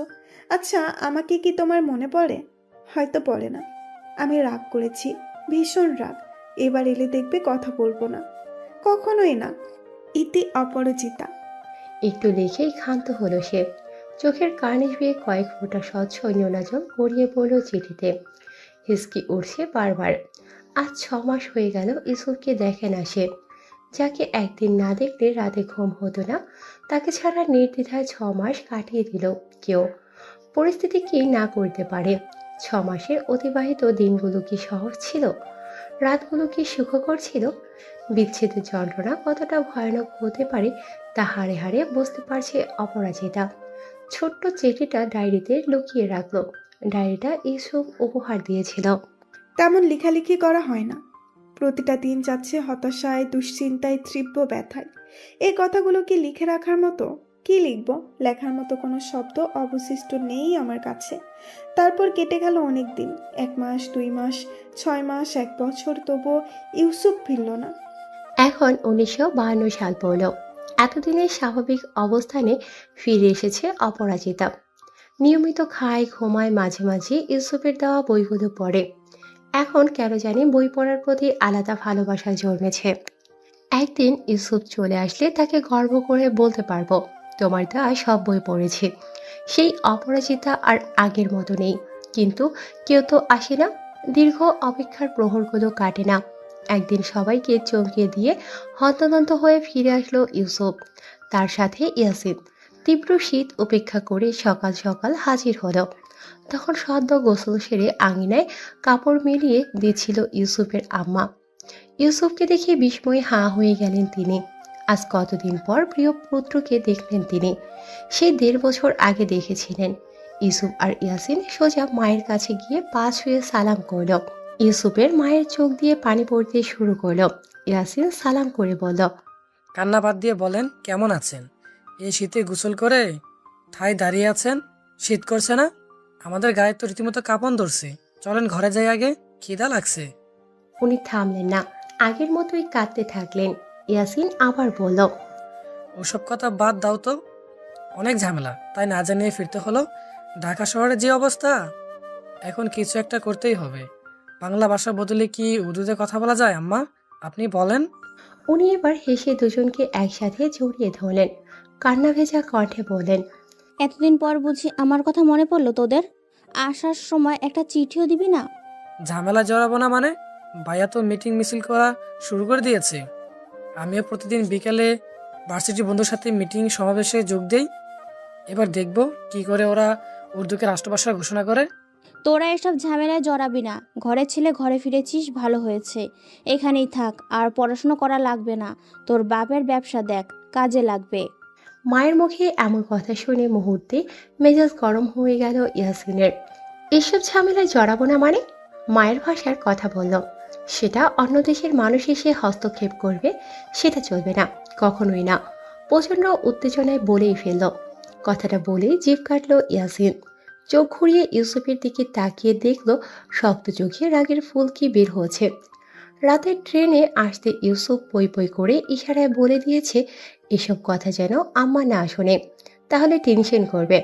শেষমেশ আর ঢাকা আসতেই দেবে না। উত্তেজনায় সব ভুলে গিয়েছিল সে। বাইরের কিছু কথা কানে আসতেই রুম থেকে ছুটে বের হলো অপরাজিতা।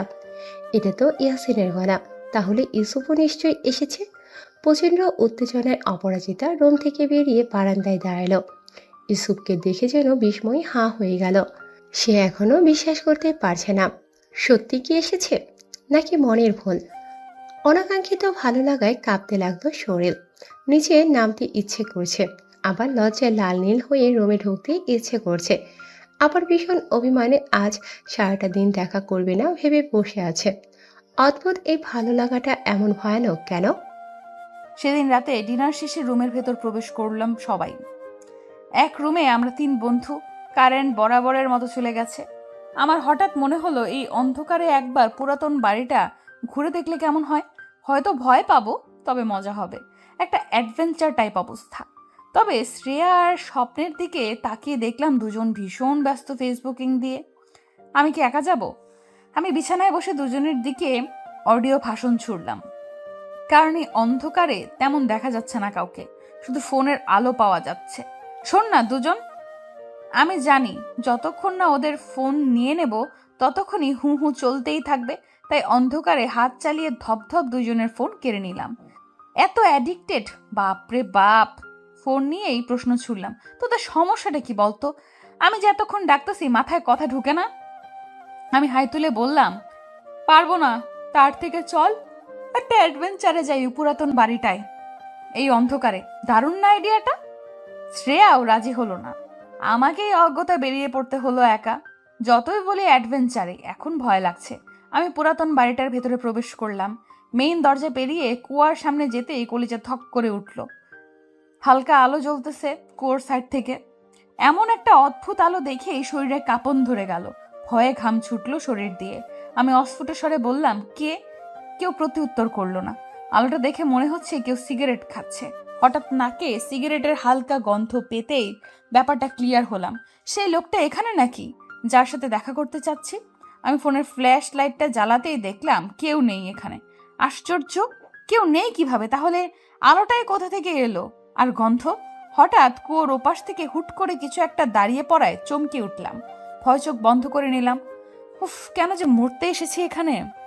সেই অন্ধকারে কুয়োর পাশে লোকটাকে বিড়ি ফুঁকতে দেখা গেল।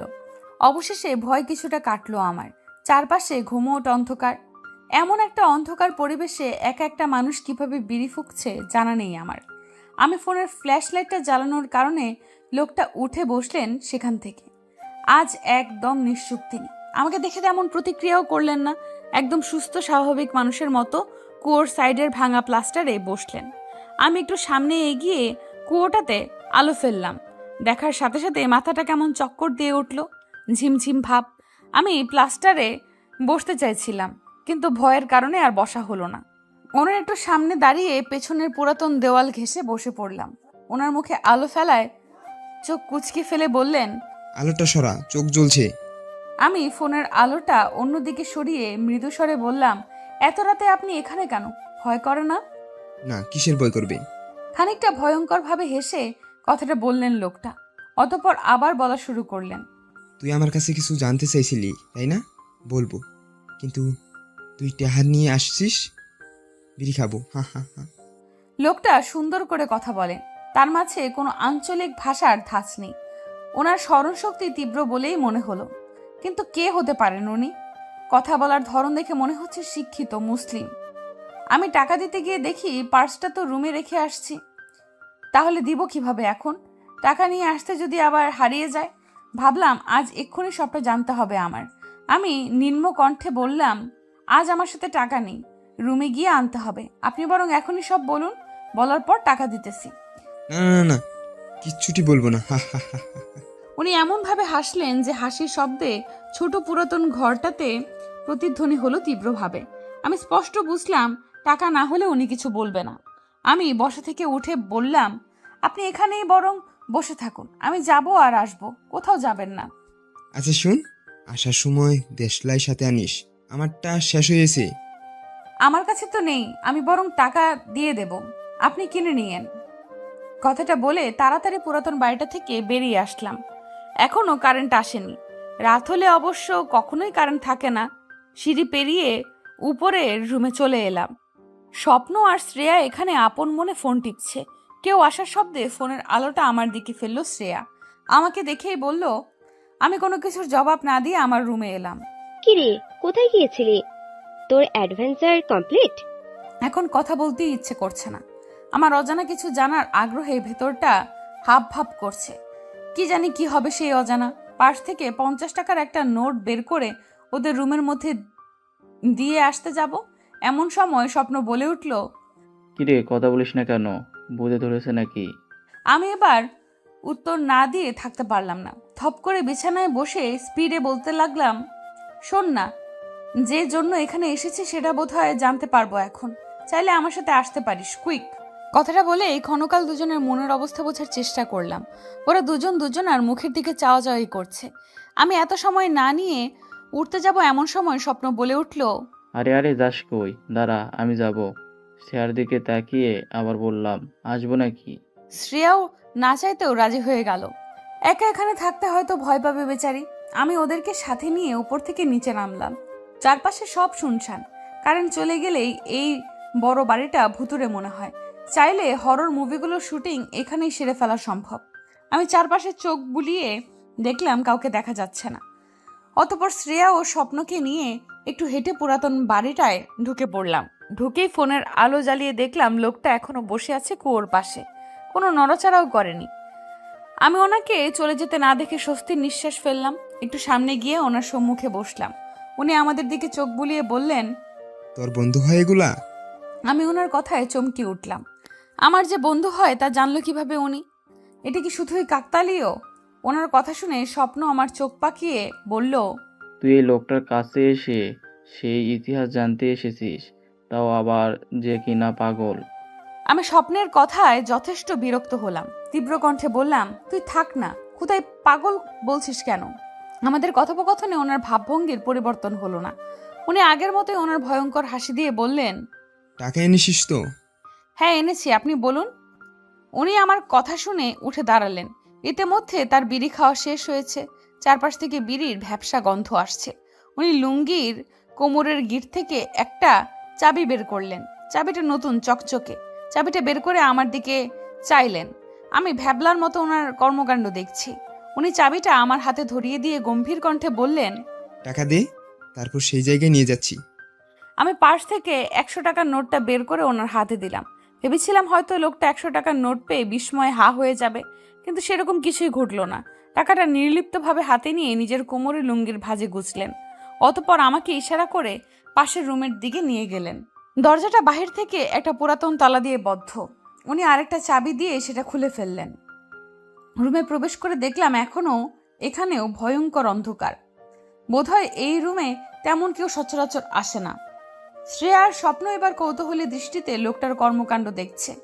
লোকটা আমার হাত থেকে ফোনটা নিয়ে মেঝের মধ্যে রাখা কিছু শুকনো পাতার আলো ধরলেন। তারপর সেগুলো আরেক হাত দিয়ে সরিয়ে দিলেন।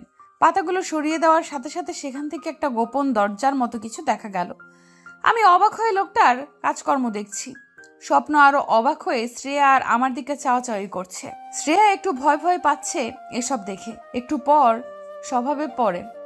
1952 সাল জানুয়ারি 26 তারিখ বিকালের দিকে প্রচণ্ড কুয়াশায় আচ্ছন্ন হলো চারপাশ। সাধারণত বিকেলবেলা তেমন কুয়াশা পড়ে না, কিন্তু সেদিন পড়ল। অপরাজিতা গায়ে একটা কালো শাল জড়িয়ে ছাদের দিকে যাচ্ছে। একটু আগে মহসিন এসে খবর দিয়ে গেছে যে ইউসুফ এখন ছাদের মধ্যে আছে। অপরাজিতা সকল রাগ অভিমান ভুলে নিজেই ছাদের দিকে যাচ্ছে। ইউসুফ এসেছে সকালবেলা, অথচ একবারও দেখা করতে আসেনি। কি জানি এতদিন পর আমায় মনে রেখেছে কিনা, হয়তো এক প্রকার ভুলেই গেছে আমায়। আমার প্রত্যাশা ছিল অনেক বড়, ইউসুফ আসবে, এসেই আমায় একটিবার দেখার জন্য উন্মাদ হয়ে যাবে। কিন্তু তেমন কিছুই ঘটল না। ইউসুফ বাড়িতে এসে সবার সাথে দেখা করলো। নিজের বাবা মা ভাই অপরাজিতার বাবা মায়ের সাথেও দেখা করলো। অথচ একবার আমায় মনে পড়ল না। অপরাজিতা অভিমান করলো। ভীষণ অভিমানে সে নিজ রুম থেকে বের হলো না। সে ভেবেছিল তার অভিমান ভাঙাতে ইউসুফ আসবে, বদ্ধ দরজার সামনে গিয়ে ঠক ঠক আওয়াজ করে তার উপস্থিতি জানাবে। আমি কিছুক্ষণ পর দরজা খুলে দিয়ে প্রচণ্ড অভিমানে তার সাথে কোনো প্রকার কথা বলবো না। কিন্তু তার হলো কই? দুপুর কেটে গিয়ে বিকেল হলো, তবুও তার দেখা মিলল না। শেষে নিজের সব রাগ অভিমান ভুলে যেতে হচ্ছে দেখা করতে। সাথে পা দিতেই অপরাজিতা লক্ষ্য করল সেই কৃষ্ণচূড়ার ছায়া ধরে দাঁড়িয়ে শীতে কাঁপছে কেউ, গায়ে শুধু সাদা পাঞ্জাবি, অথচ সত্য প্রবাহের কবলে তার শরীর কাঠ হয়ে যাচ্ছে। সে কি পাগল হয়ে গেল? এমন ঠান্ডায় কেউ এই পোশাক ছেড়ে ছাদের মধ্যে দাঁড়িয়ে থাকে? অপরাজিতার নিজের শাল গা থেকে নামিয়ে ইউসুফের সামনে দাঁড়ালো। হঠাৎ সামনে কাউকে দেখায় চমকে উঠল ইউসুফ। এতক্ষণ সে আকাশের দিকে চোখ বন্ধ করেছিল। হঠাৎ কারো পায়ের শব্দে তার ধ্যান ভাঙে। কনকনে ঠান্ডার এই মুহূর্তে গায়ে সামান্য পাঞ্জাবি এঁটে নিয়েছে ইউসুফ। তার মানে ঠান্ডার কোনো স্পর্শ নেই, বরং সেখানে জ্বলছে ভয়ঙ্কর আগুন। কিভাবে বাংলাকে রাষ্ট্রভাষা হিসেবে প্রতিষ্ঠা করা সম্ভব? ভেতরে সেই অনল, বাইরের শীতল তাপমাত্রাকে অগ্রাহ্য করে ফেটে বেরিয়ে আসতে চাইছে। নিতান্তই সহজ চাওয়া। আমরা মায়ের কাছ থেকে প্রথম বাংলা ভাষা শিখেছি, সেই ভাষার এমন অপমান কখনোই মেনে নেওয়া সম্ভব নয়। অপরাজিতা সেখানে দাঁড়িয়ে আকাশবাণী তাকিয়ে থাকা ইউসুফকে শুভ্র মুখশ্রীর দিকে তাকিয়ে আছে। ঠান্ডায় চুপসে যাওয়া বদনে হিংস্রতার ছায়া, ঠোঁট টকটকে লাল, কোকড়া চুলগুলো আগের থেকে বড় হয়েছে, এখনো কাটেনি। খারাপ লাগছে না, বরং আগের থেকেও সুন্দর লাগছে। অপরাজিতা শুষ্ক কণ্ঠে বলল, ঠান্ডা লাগছে না। এখানে এভাবে দাঁড়িয়ে থাকে কেউ? অনেক বাতাস। ইউসুফ আকাশ হতে মুখ ফিরিয়ে অপরাজিতার দিকে দৃষ্টি রাখল। সেই পরিচিত কণ্ঠস্বর, পরিচিত মুখশ্রী। আজ অনেকদিন পর বাসায় ফিরল সে। কথা দিয়েছিল বাসায় ফিরে আসলে সব আগের মতো থাকবে, আগের মতো একসাথে আড্ডা দেওয়া হবে, হাসি ঠাট্টা দুষ্টুমি সব আগের মতোই চলবে। কিন্তু তা হয়নি। ঢাকা গিয়ে পুরো মানসিকতায় পরিবর্তন হয়েছে। বিভিন্ন ধরনের মানুষের সাথে পরিচয় ঘটেছে। তবে অপরাজিতাকে ভোলে দিছে। সারাদিনের মিটিং মিছিল শেষে রাতে হোস্টেলে ফিরলে ক্লান্তি ঘিরে ধরত। তখন অপরাজিতা নামক কোনো মানবীর শূন্যতা ঘিরে ধরত প্রচণ্ডভাবে, যাকে নিয়ে প্রতিটা দিন শুরু হতো। সেখানে তার অনুপস্থিতিতে ভয়ঙ্কর প্রভাব ফেলেছে মস্তিষ্কে। ঢাকায় এসে 2 মাস বিষণ্ণতায় ঘিরে ধরলেও আস্তে আস্তে সব কেটে গিয়েছিল। অপরাজিতা তার কোনো ভাবভঙ্গি খুঁজে না পেয়ে আবার বলল, আমায় ভুলে গিয়েছো? আমি কে? তোমার জীবনে আমার মূল্য আছে কিনা সব ভুলে গিয়েছো, তাই না? আমি তো এমন ইউসুফকে কখনো দেখিনি। মিয়ে আসা কণ্ঠে কথাটা বলে চোখ নামিয়ে ফেলল অপরাজিতা। ইউসুফ কোমল দৃষ্টিতে তাকালো।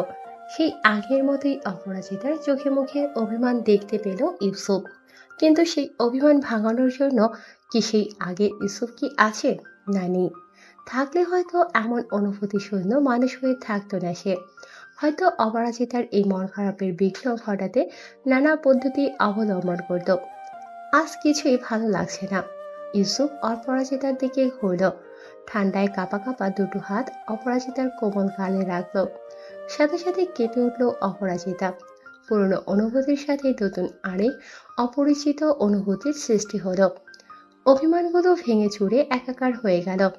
চোখের জল নির্বিঘ্নে গালে গড়ে ঝর্ণার ন্যায় কপল বেয়ে ঝরতে লাগলো। ইউসুফ হাত দিয়ে অপরাজিতার মুখটা ঘুরিয়ে নিজের চোখের সম্মুখে রাখল। বৃদ্ধা আঙুল দুটো দিয়ে চোখের পানি মুছিয়ে দিল। ইউসুফ চোখের ইশারায় বলল, তোমার চোখে কান্না মানায় না প্রিয়, বরং সেই চোখে লাজুকতা ভর করলে দারুণ লাগে। লজ্জা পাবে আরেকবার। কিন্তু আমি তো তোমাকে আগের মতো লজ্জায় ফেলতে পারছি না অপরাজিতা। আমি এমন কেন বলতে পারো? অপরাজিতা সেই চোখের দিকে তাকিয়ে আরেক দফা কান্নায় ভাসালো নিজেকে। হঠাৎ কি হলো জানি না, সামনে দাঁড়িয়ে থাকা সুঠাম দেহের মানুষটাকে শক্ত করে জড়িয়ে ধরল সে। ছেড়ে দিলেই বোধহয় হারিয়ে যাবে। ইউসুফ আর অপরাজিতার বাবা নামে বন্ধু হলেও প্রকৃত বন্ধু বোধহয় হতে পারেনি। ইউসুফের বাবা সবসময় চাইতো পুরো এলাকাটা নিজের আয়ত্তে আনার জন্য, কিন্তু পারত না। যখন গ্রামে বেশিরভাগই হিন্দু ধর্মাবলম্বী, সেখানে এমন আবদার নিতান্তই অমূলক। তিনি চাইতেন অপরাজিতার বাবাকে কোনোভাবে এই এলাকা থেকে বিদায় করে বোধহয় সবকিছু নিজের হয়ে যাবে। এই বাড়ি, এই বিশাল সাম্রাজ্য, অবশ্য সেখানকার বেশিরভাগ জায়গা জমি সব অপরাজিতার বাবার। তিনি অনেকভাবে অপরাজিতার বাবাকে বোঝানোর চেষ্টা করেছেন যে এখানে আপনার স্থায়িত্ব বজায় রাখা অনেক কঠিন হয়ে যাবে, কারণ এখন পাকিস্তান আমল চলছে।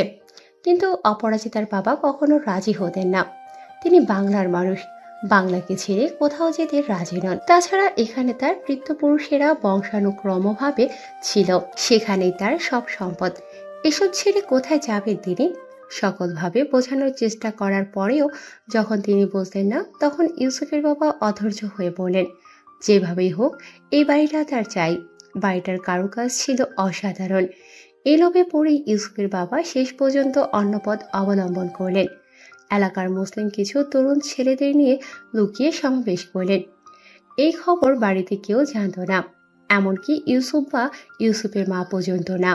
তিনি কয়েকশো গুন্ডা ভাড়া করলেন, যারা প্রতিনিয়ত লুকিয়ে অপরাজিতার বাবাকে নানাভাবে হুমকি দিতে থাকলেন তিনি যেন এই এলাকা থেকে পালিয়ে অন্যত্র চলে যায়। প্রথম দিকে কয়েকদিন পর পর হুমকি দিলেও একসময় প্রতিনিয়ত লুকিয়ে হুমকি দিতে থাকলেন। যখন সেটাতেও কাজ হলো না, তখন একবার অপরাজিতাকে অপহরণ করে নিলেন গুন্ডারা। এবার অপরাজিতার বাবার টনক নড়ল, আর থাকা যাচ্ছে না এখানে।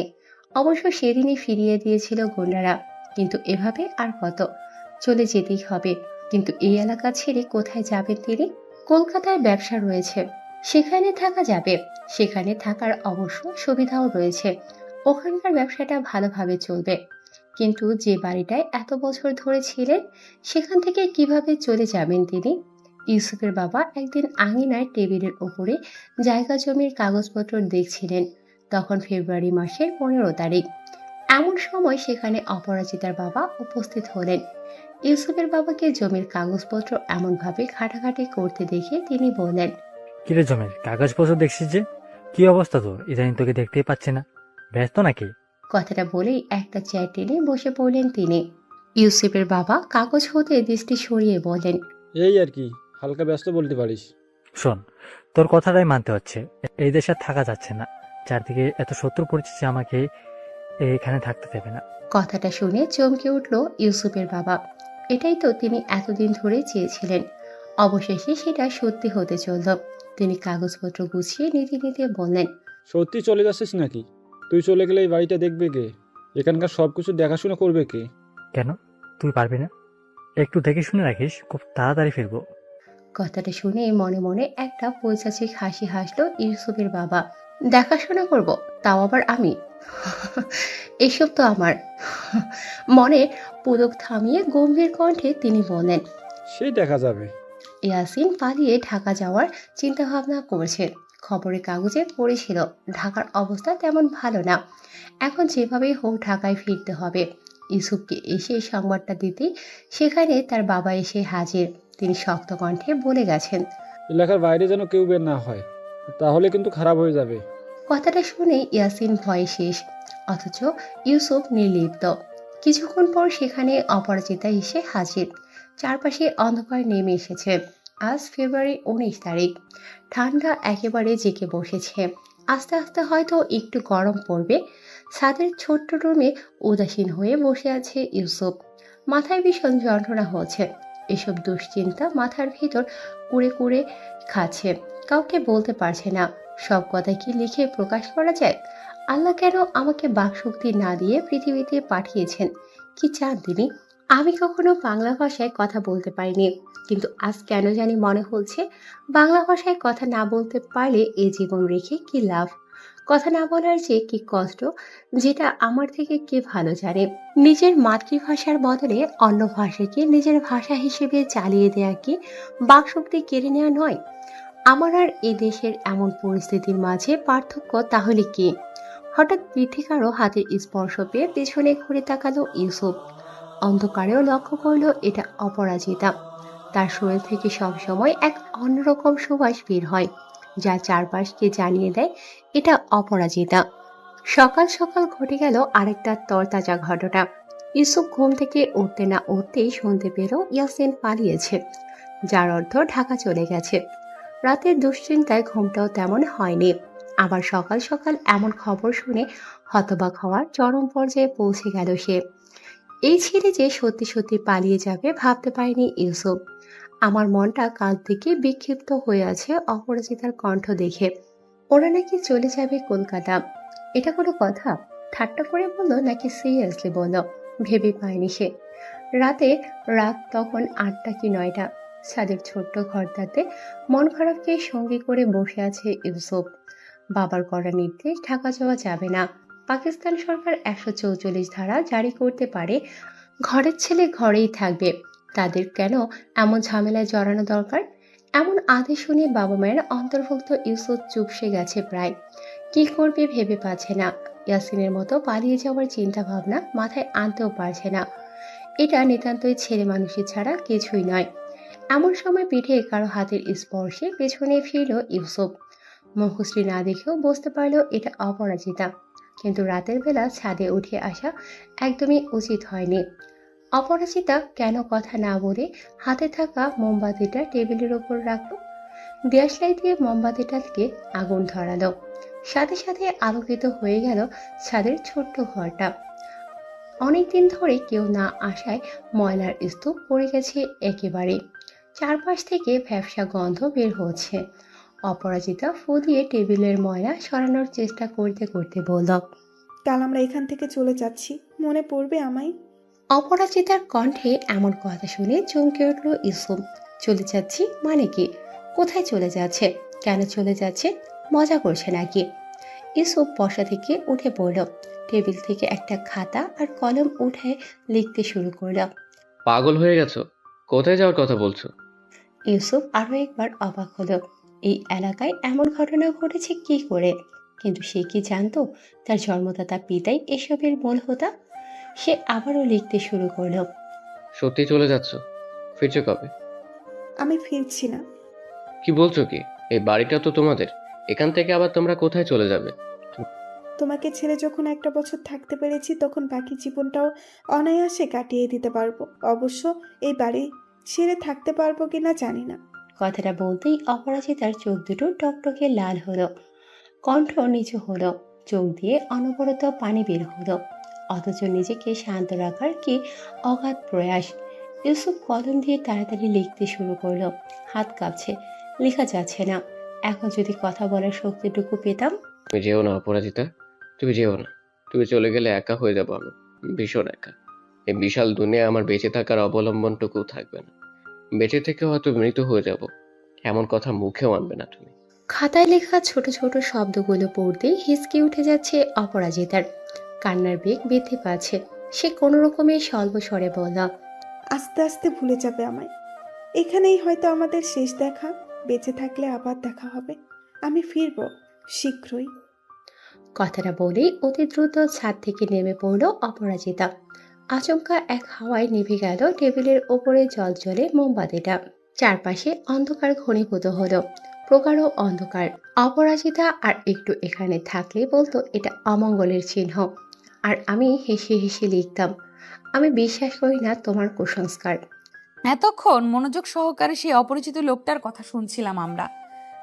সব ঘটনা একটা ডায়েরির অংশ।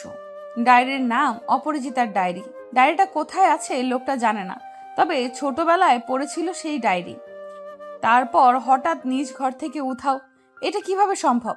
গল্পের শেষটা জানার জন্য শ্রেয়া আর স্বপ্ন উদ্গ্রীব হয়ে বসে আছে। তাদের সামান্যতম বিরক্তি এখন কাজ করছে না। অপরাজিতার জীবন নামক গল্পের শেষটুকু আমার প্রত্যক্ষেই ঘটা, শুরুটুকুও তার মুখেই শোনা। শুধু তার জীবনের সাথে অতপ্রতভাবে জড়িয়ে থাকা ইউসুফের শেষ পার্টটা জানা হয়নি, সেটাও জানা হয়ে যাবে।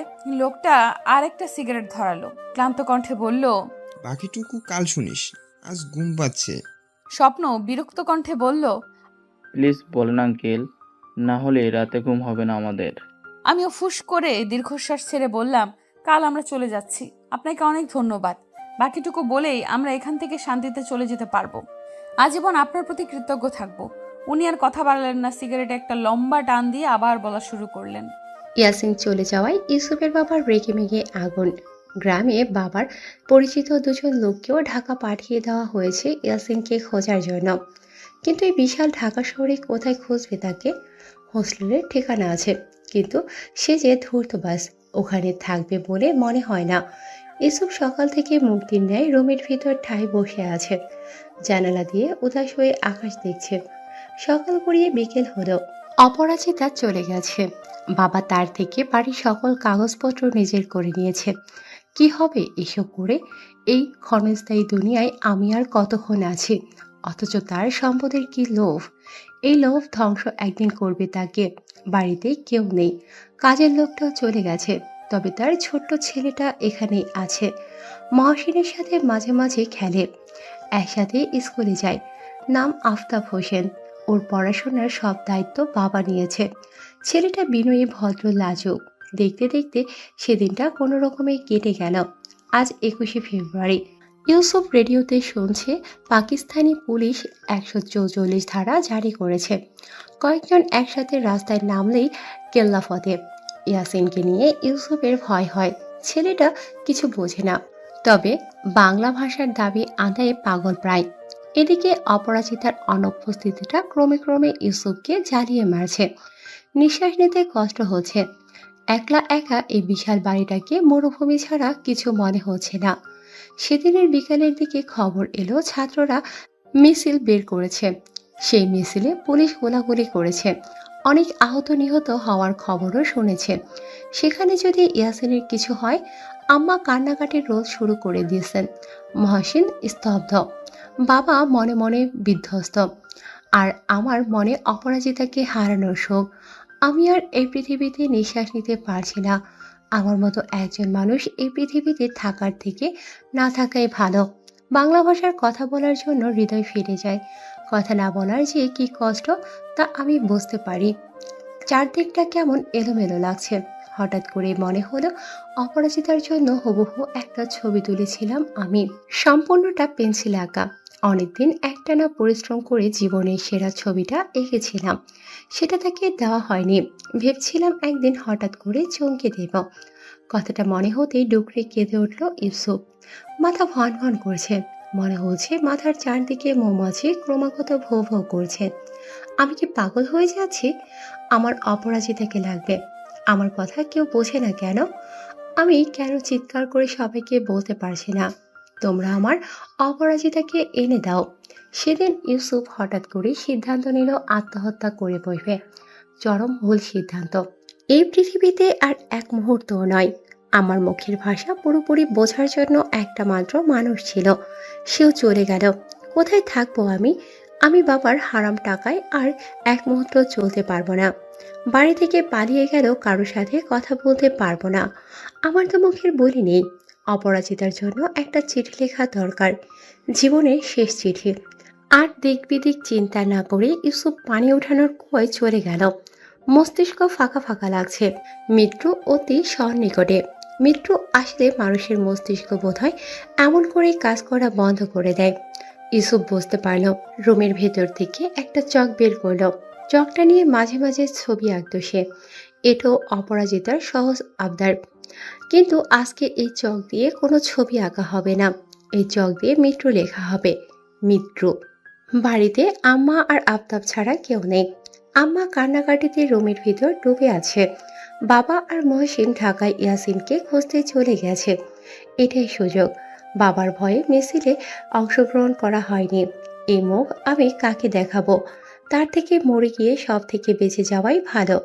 সে চক দিয়ে সম্পূর্ণ হস্তে কুয়োর চারপাশে স্পষ্ট অক্ষরে লিখল, রাষ্ট্রভাষা বাংলা চাই, আমার অপরাজিতাকে চাই। তারপর আর কোনো চিন্তা ভাবনা না করে কুয়োতে নির্দ্বিধায় ঝাঁপ মারল। গল্পটা এখানেই শেষ নাও হতে পারত। ঘটলো অন্য কিছু। কুয়োতে ঝাঁপলে কেউ মরে না, কিন্তু অসাবধানতায় ইউসুফের মাথা লেগেছিল কুয়োর সাইডে লোহা আর পাথরে, যার কারণে মাথা ফেটে মস্তিষ্কের অতিরিক্ত রক্তক্ষরণে সেখানে ইউসুফের মৃত্যু হয়। ঘণ্টাখানেক পর আফতাব পানি তুলতে এসে দেখে লাশ। লোকটা পুরো গল্প বলেই ক্ষান্ত হলেন। আমি নির্বাক শ্রেয়ার দিকে তাকিয়ে দেখি সে কাঁদছে। স্বপ্ন আমার মতো স্থির, হতবাক। লোকটা ঝটপট বললেন, মহসিন থেকে সাবধান, ওর বাবার রক্ত ওর শরীরে। এখান থেকে চলে যা, চলে যা। আচ্ছা, আপনার পরিচয় তো দিয়ে যান। আমি আফতাব। আমাকে শিক্ষিত বানাইছেও ওরা, পাগল বানাইছেও ওরা। ওরা মুখোশ, ওদের থেকে সাবধান। কথাটা বলে উনি নিজেই উঠে পালিয়ে গেলেন। নিচের দরজাটা খোলা হয়নি, পাতাগুলো সরানো হয়েছে মাত্র, কিন্তু ভাঙা ক্ষুদ্র হৃদয়টা আর গল্পটা বাড়াতে চাইল না। আমি স্বপ্ন আর শ্রেয়াকে নিয়ে রুমের ভেতরে চলে এলাম। এখনো কারেন্ট আসেনি, আজ না আসলেও ক্ষতি নেই। পরদিন সকাল সকাল নাস্তার টেবিলে নির্দ্বিধায় মহসিন দাদুকে বলে ফেললাম, আজ আমরা চলে যাচ্ছি এখান থেকে। ভার্সিটিতে একটা দরকারি কাজ আছে, এক্ষুনি চলে যেতে হবে। আপনি একটা কাজ করতে পারেন, ইউসুফ দাদুর ডায়েরিটা দিয়ে দিন, ওখান থেকেই সব জানা যাবে। উনি আমাদের মুখের দিকে সন্দিহান দৃষ্টিতে তাকালেন, তারপর কিছু না ভেবেই নিজের রুমে চলে গেলেন আর ডায়েরিটা দিয়ে দিলেন। ভাঙা কণ্ঠে বললেন, অপরাজিতা দিদি খুব ভালো ছিলেন মা, সৃষ্টিকর্তা ওনার আত্মাকে শান্তি দিক। সেদিন বিকেলে মুগ্ধার সাথে দেখা হলো। এইবারের লোকগুলো অদ্ভুত সুন্দর, কিন্তু সেই সৌন্দর্যের মাঝে লুকিয়ে আছে পাপ। আমি আমার দাদির জায়গা জমি ভাগ নিতে আসিনি, কিন্তু তাদের চোখে মুখে দেখেছি আতঙ্ক। আমি মুগ্ধের মুখোশটা উন্মোচিত করতে চাই না। উনি আমার চোখে সুদর্শন পুরুষ। সুদর্শন পুরুষের পাপ থাকতে নেই। আমি আজ চিরতরে চলে যাচ্ছি এখান থেকে। হয়তো বাংলাদেশ থেকে চলে যাব। মন টিকছে না, চারপাশের অক্সিজেনগুলো কেমন বিষাক্ত রূপ নিচ্ছে। সেদিন একটা ভ্যান ডেকে কাঁদো কাঁদো গলায় মহসিন দাদু বিদায় দিলেন। আমি ভেবে পেলাম না একটা মানুষ এমন সুনিপুণ অভিনয় করেন কি করে। শ্রেয়া, স্বপ্ন, আমি চললাম এই শহর থেকে। ময়মনসিংহ থেকে ঢাকাগামী বাসে উঠে দীর্ঘশ্বাস ফেললাম। আমি জানি এখনো অনেক রহস্যের জাল উন্মোচন করা বাকি, কিন্তু মন চাইছে না। আমার দুদিকে দুটো মানুষ আমাকে বলছে দুটো ভিন্ন কথা। আমার দাদিমা আমাকে বলেছে, এই কথাগুলো তোর কাছেই রাখিস, কখনো কাউকে বলিস না, যাতে ইউসুফের পরিবারের মানুষগুলো শেষ বয়সে কষ্ট পায়। ইউসুফ দাদু বলেছে, সব কথা মাইকিং করে জানিয়ে দাও। আমার বাবা অপরিচিতদের বাড়ি জমি সব নিজের করে নিয়েছে, সব অবৈধ। আমি নিশ্চুপ। শ্রেয়া কাল থেকে তেমন কথা বলছে না। স্বপ্নের মতো হাসি খুশি মানুষটা হঠাৎ করেই নিভে গেছে। হাতে থাকা ডায়েরিটা খুলে সরাসরি শেষ পৃষ্ঠায় চলে গেলাম। চিঠি।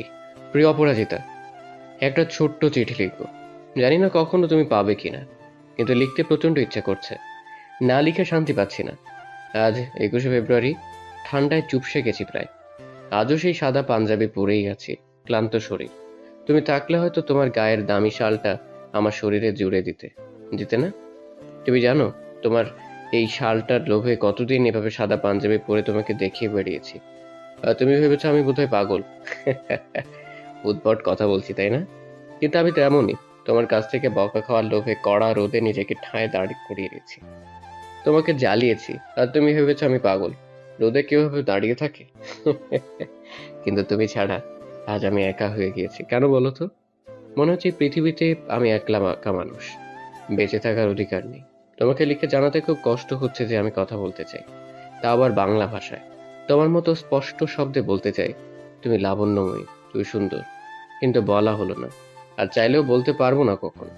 ঢাকা শহরে মিছিলে গোলাগুলি করছে, আমি স্পষ্ট দেখতে পাচ্ছি আমার ভাই সেখানে শহীদ হয়েছে, কিন্তু আমি করছি না। সব থেকে নিকৃষ্ট পাপ। বুঝনি কি বলতে চাইছি? হ্যাঁ, ঠিক ধরেছ, আমি আত্মহত্যা করছি। আমার বাবা তার দুটো ছেলেকে হারালো টাকার লোভে। তোমার ছাড়া এই পৃথিবীটা আমার কাছে শূন্য মরুভূমি মনে হয়। সেই মরুভূমিটা ঘনকাল থেকে যায়, চিরকাল না। আমায় মাফ করে নিও অপরাজিতা, ভালো থেকো। এটি তোমার সুদর্শন পুরুষ। আমি ডায়েরিটা স্পর্শ করলাম, অনুভব করলাম ইউসুফ দাদু হাসছে আর আমার দিকে চেয়ে চেয়ে বলছে, দাদা দাদির প্রণয়ের চিঠি পড়ছিস, লজ্জা লাগে না? আমি মনে মনে হেসে বললাম, এটা ব্যর্থ প্রেমিক প্রেমিকার গল্প। তোমায় চিরকাল মনে রাখবো দাদু। কিন্তু তোমার অপরিচিতা চিঠিটা পড়তে পারলো না। আমি ডায়েরিটা বন্ধ করলাম, ডান হাত দিয়ে জানলার গ্লাস খুলে দিলাম। আচমকা এক দমকা হাওয়ায় লন্ডভন্ড করে দিল আমার চুলগুলো পড়লো স্বপ্নের মুখে। অন্যদিন হলে হয়তো কয়েকটা গালি ছুড়ে দিত, কিন্তু আজ কিছুই করলো না, চোখ বন্ধ করে রইল। আমি ওর থেকে মুখ ফিরিয়ে শ্রেয়ার মুখের দিকে চাইলাম। বেচারা ক্লান্ত শরীরে চোখ বন্ধ করে আছে। ডায়েরিটা আরেকবার ছুঁইলাম। এ কি, এখনো দাদু হাসছে? কি সুন্দর সেই ভুবন মাতানো হাসি। এইভাবেই তাহলে আমার নিষ্পাপ দাদিমাকে পাগল বানিয়েছিল। উনি আমার মাথায় হাত রেখে বললেন, তোর দাদি ছিলেন লাবণ্যময়ী, অপরূপা। তার কণ্ঠে, সৌন্দর্যে, ব্যক্তিতে আমি নিজেই পাগল হয়ে গিয়েছিলাম।